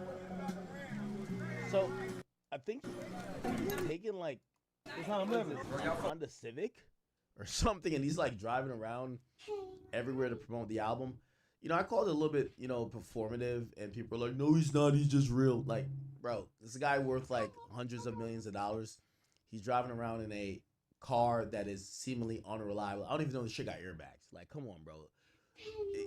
Listen, you're being performative if you're worth hundreds of millions of dollars and you could just get a tour bus to go around and go meet people, and you're trying to drive around a Civic, right? You're trying to remind people of what it was like before it got complicated, and I get that. But it is performative to a certain extent, right? And performative isn't bad. You're doing it for a reason. But to act like, oh no, that's how you would do anything, that's not true. You're doing this specifically for this project. Like we just seen in the trailer for the album, we seen a fucking J. Cole. We seen a Urus, right? Like, what happened to the Urus? Why don't you drive around in the Urus, right? Like, we see the Urus where he was announcing. Is it this? Yeah, it's a fucking Urus. Why you don't drive the Urus around? Obviously, it doesn't fit the aesthetic. It doesn't fit what he's trying to put forth, and it doesn't fit that nostalgic effect he's trying to get his fans to believe that, hey, listen, I'm the same person before this shit as now. Oh, but rap music? Yeah. Man, I got this brand new album, bro. Yeah, I just put this shit out. If you fuck with it, I'm just, you know what I mean? I'm trying to... Wait, this is my first time doing this. Oh, it's a career way. It's on my phone and everything. Hold up. Ooh, try this one. Wait, why is it acting? Make my... Oh! Yeah, I appreciate you, bro. Damn. So Cole is going around selling his project hand to hand, which obviously is a popular hip hop strategy for of olden days and for smaller artists. But he's showing that he's not bigger than the program, and I do like this. A little bit performative. I'm not gonna knock it like performative means bad, but he's showing that, hey, listen, I care about this project, and I do respect that. Thank you, bro. You my first sale. Yeah, you did it. I got a sale. Hey, you want me to email you or text you the receipt? That's it? No receipt? All right. What's up, bro? Guy? Yeah, you fuck with it? Ooh. Would you like me to text or email your receipt? Ooh, 3 sales. Fellas. Y'all like rap music at all? We out here, billionaire. I remember going to Atlantic City and these guys would be like selling like random albums for like $5. And at that time, people didn't know me as maybe they probably knew the name Academics. They didn't know my face, but like I did feel like kind of like I owed them to kind of like support them, because I was like, at one point I felt I was them. I was like just hoping anybody would fuck with me, and the idea of going out and selling your product from hand to hand, I do think that's important. Crabtree Mall, you know what I'm saying, doing what we do. I was in here twisting my man up. I just saw a flood of people come through. I'm like, yo, I feel like Cole. And when he looked up, you know, he's a regular dude, man, from Fayetteville, North Carolina. We had to step out real quick. I was in here in the middle of doing this, had to go shake hands, tell him that Fall Off album is a classic. Brand new album. Buy it from me. Boom. Would you like me to... Actually, no. Hey, we got them CDs, bro. I should play around. Jermaine! Did you listen to the new album? Of course I listen to Jermaine! I just feel like we need to Wow! Man, he got all the money. Listen. I'm trying to do it this, man. Crazy.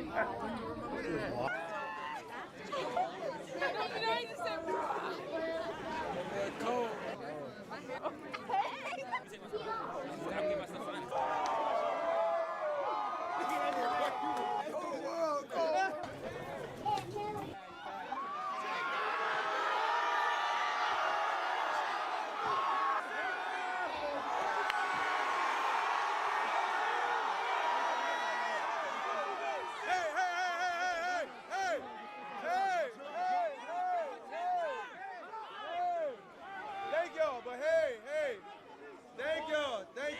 So listen, all y'all that's here, cause they coming right now, they wild. Y'all gotta be calm. And we can sort this shit out. I swear to God, I'll walk down the line to give everybody a picture. But if y'all chill. One thing I do like about J. Cole, as opposed to like everybody else, J. Cole actually really does strike me out of the big three like he's the man of the people. Like J. Cole, like I think Kendrick thinks he's too good for niggas.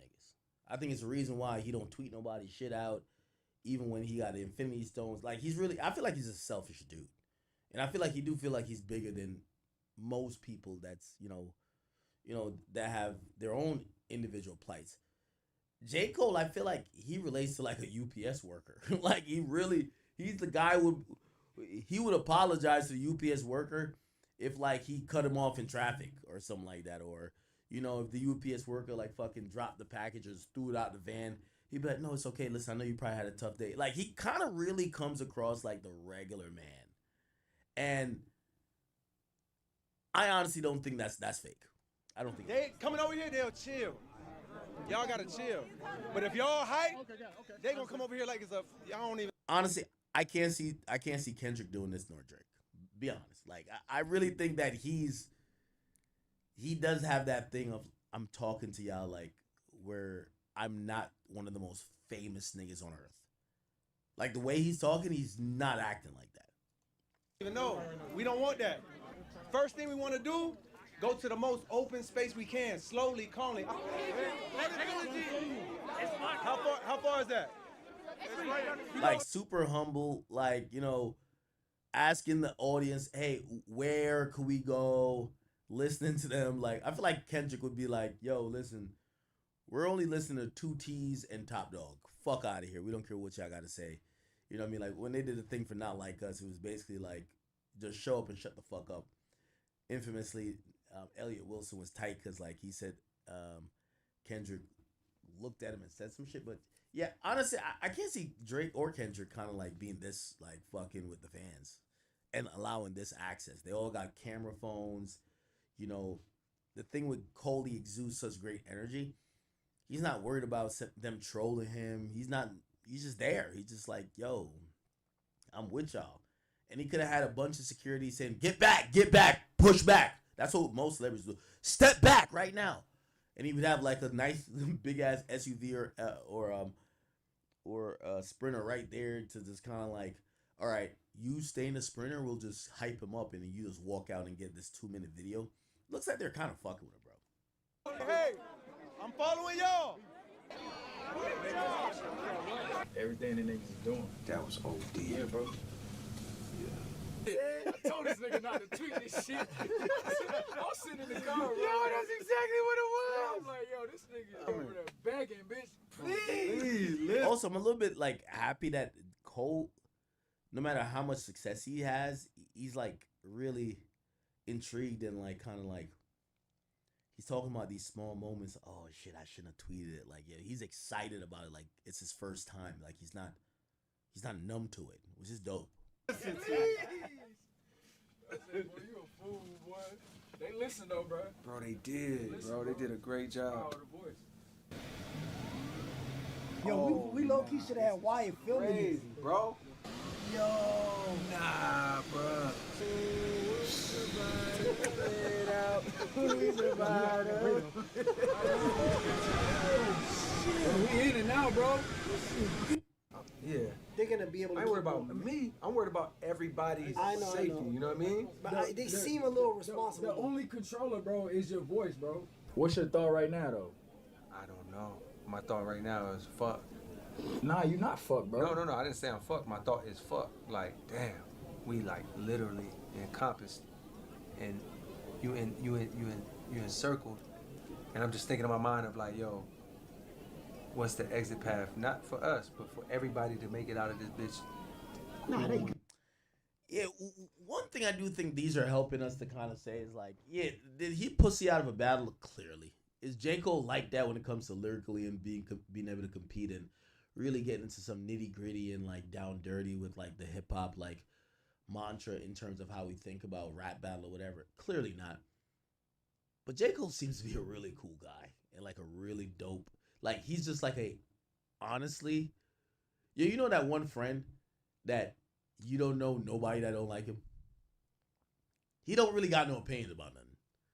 He don't really do nothing. But like he's always kind of like really cool. He never says nothing to piss people off. He doesn't hate nobody. And he kind of like, you know, speak when spoken to. That's J. Cole. That's J. Cole. Good, they'll be good. I'm just saying, bro.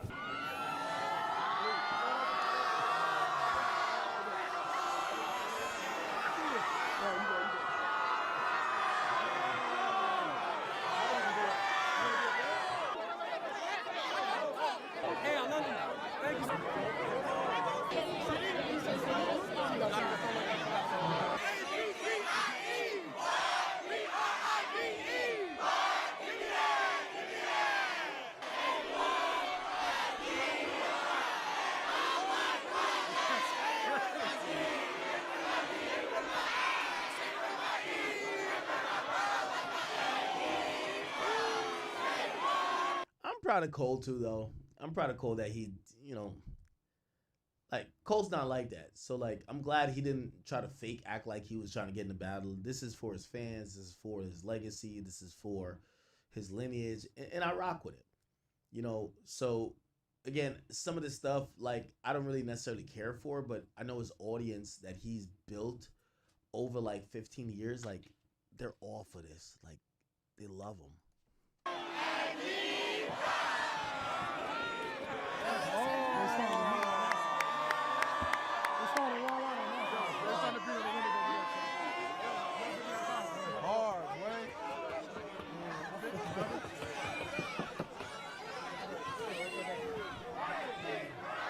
Instincts on back streets where they tearing up hearts like them guys in NSYNC, codeine and they sold the dirty. Thank you so No much. problem. I love you. The album is fucking fire. Like fucking 2-6. Thank you. Straight love. That's Thank you. all it is. Ali, what's the word, my boy? Oh, I see your mother loves you. Hold on. Thank you. But he only made more pain, more things. Niggas, they die every day. Fuck you around, let's run a train. His eyes a pipsqueak, lean on survival instinct. Nah, I thought it was the car. Maybe it was the that was tricycle. this. Okay. What's yeah. going on? Like a Yeah, squeaky? squeaking. Yo, yeah, that I was was like, it. Yeah, that's me. That's wrong, now that we grown. I wish I could apologize, cause we did them wrong. Man, why I feel like recently niggas ain't living long. Background, still moving low key, I'm rare. Remember the spot you met me? I pull up to see if you there. I was hoping you ain't forget me. Forget me. Got it. Damn, she got it. Okay. Before you on go. Hey, I'm happy for this moment for Cole, man. I am. I know people are gonna take what I'm saying in terms of him, you know, doing certain stuff as, and I'm saying performative. They're gonna be like, "Oh, you're dissing." No, like, bro, the dude's filthy rich. He could literally go around in a bulletproof Sprinter, as you probably should when you're fucking tweeting out your location. But I get it, you don't have enemies like that, and obviously you want to relate to the common man. So like, there's like multiple videos where like, you know, he pulls up like in this Honda, like actually not even on some bullshit, but him being in the vehicle at all is to bring back nostalgia, which I believe that's a little bit pretentious, but it's okay. Like, he's literally just pulling up random places. He's pulling up in a car like this, right? Like literally, this is the car he's pulling up in. He's in an old Civic. Just like trying to sell records, which I think is dope. He's taking pictures with people. Like, I think it's amazing.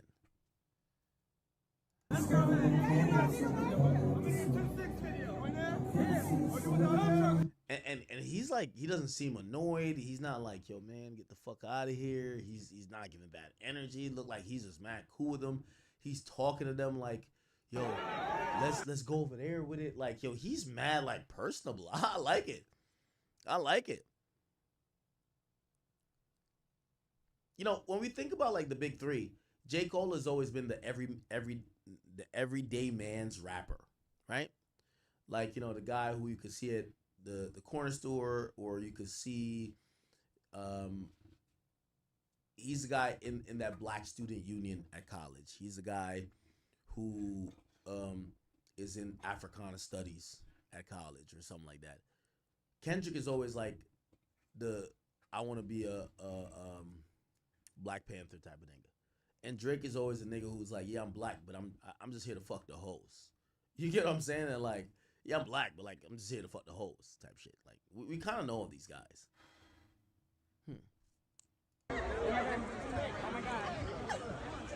Always.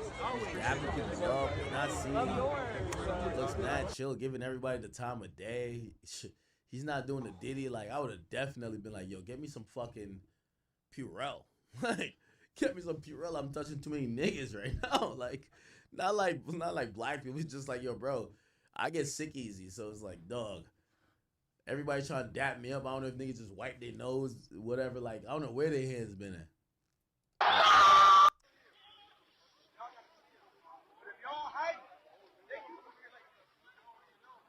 Yo, Cole a humble nigga, man. You know, I'm excited for him.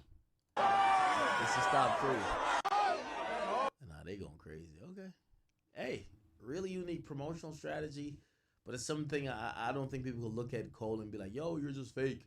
So I like this. I think he's going to do 300 first week. He deserves it. Oh, they did a great job. Damn. Yeah, shout out to Cole. What's this? Yeah. Okay. he's just popping everywhere. Oh my God. No ego, no nothing. Notebook where a younger John He's just in Atlanta talking to people. Yo, what year are we in? Shout out to Cole though. He just playing random basketball with some. Oh, okay, this is old. I was about to be like, yo, damn, nah, Cole, you doing too much now, gang. All right, bet. All right, I'll figure it out. All right, chat. I ain't gonna lie. I am finna call it for the night though. I'm finna call it for the night. Really, we're bouncing back off Super Bowl. Super Bowl was a whole thing yesterday. We're kind of bouncing back into regular streams. We're still trying to continue our streak. I know we did end the 28 for 28 streak because I missed a day. But nevertheless, I am here each and every day trying to make sure you guys get some entertainment, make sure you get some spiritual nourishment, and also make sure you get some intellectual, advancement as well. So, I know I'm going to apologize for not giving y'all 6 hours today, but, don't worry. We'll be back on tomorrow. We'll figure it out, okay? By the way, while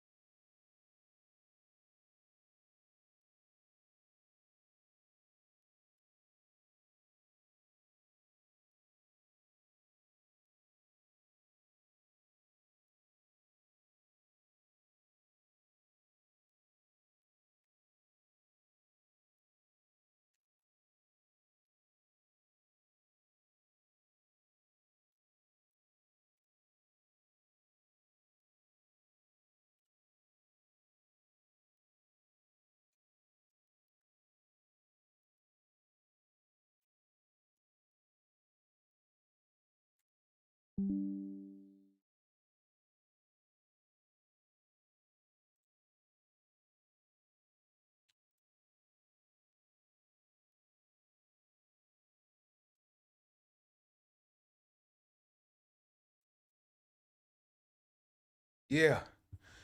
We on some big boy shit. Your boy was working out that whole time.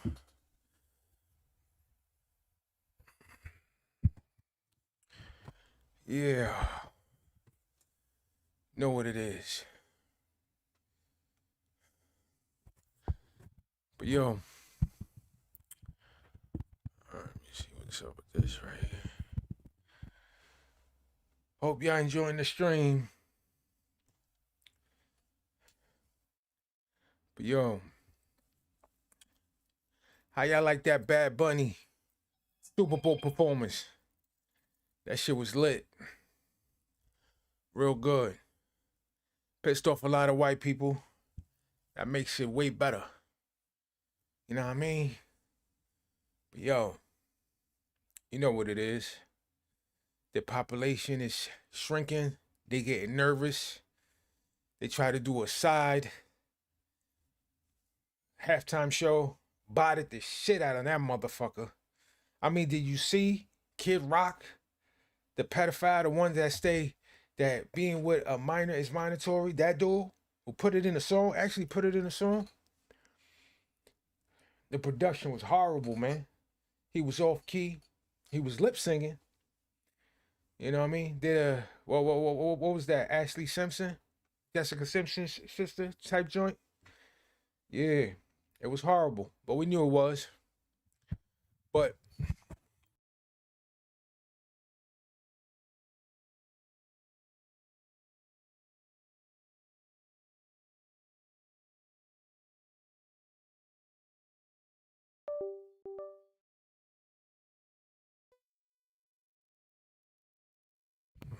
yeah, that Bad Bunny joint, sorry for that, y'all.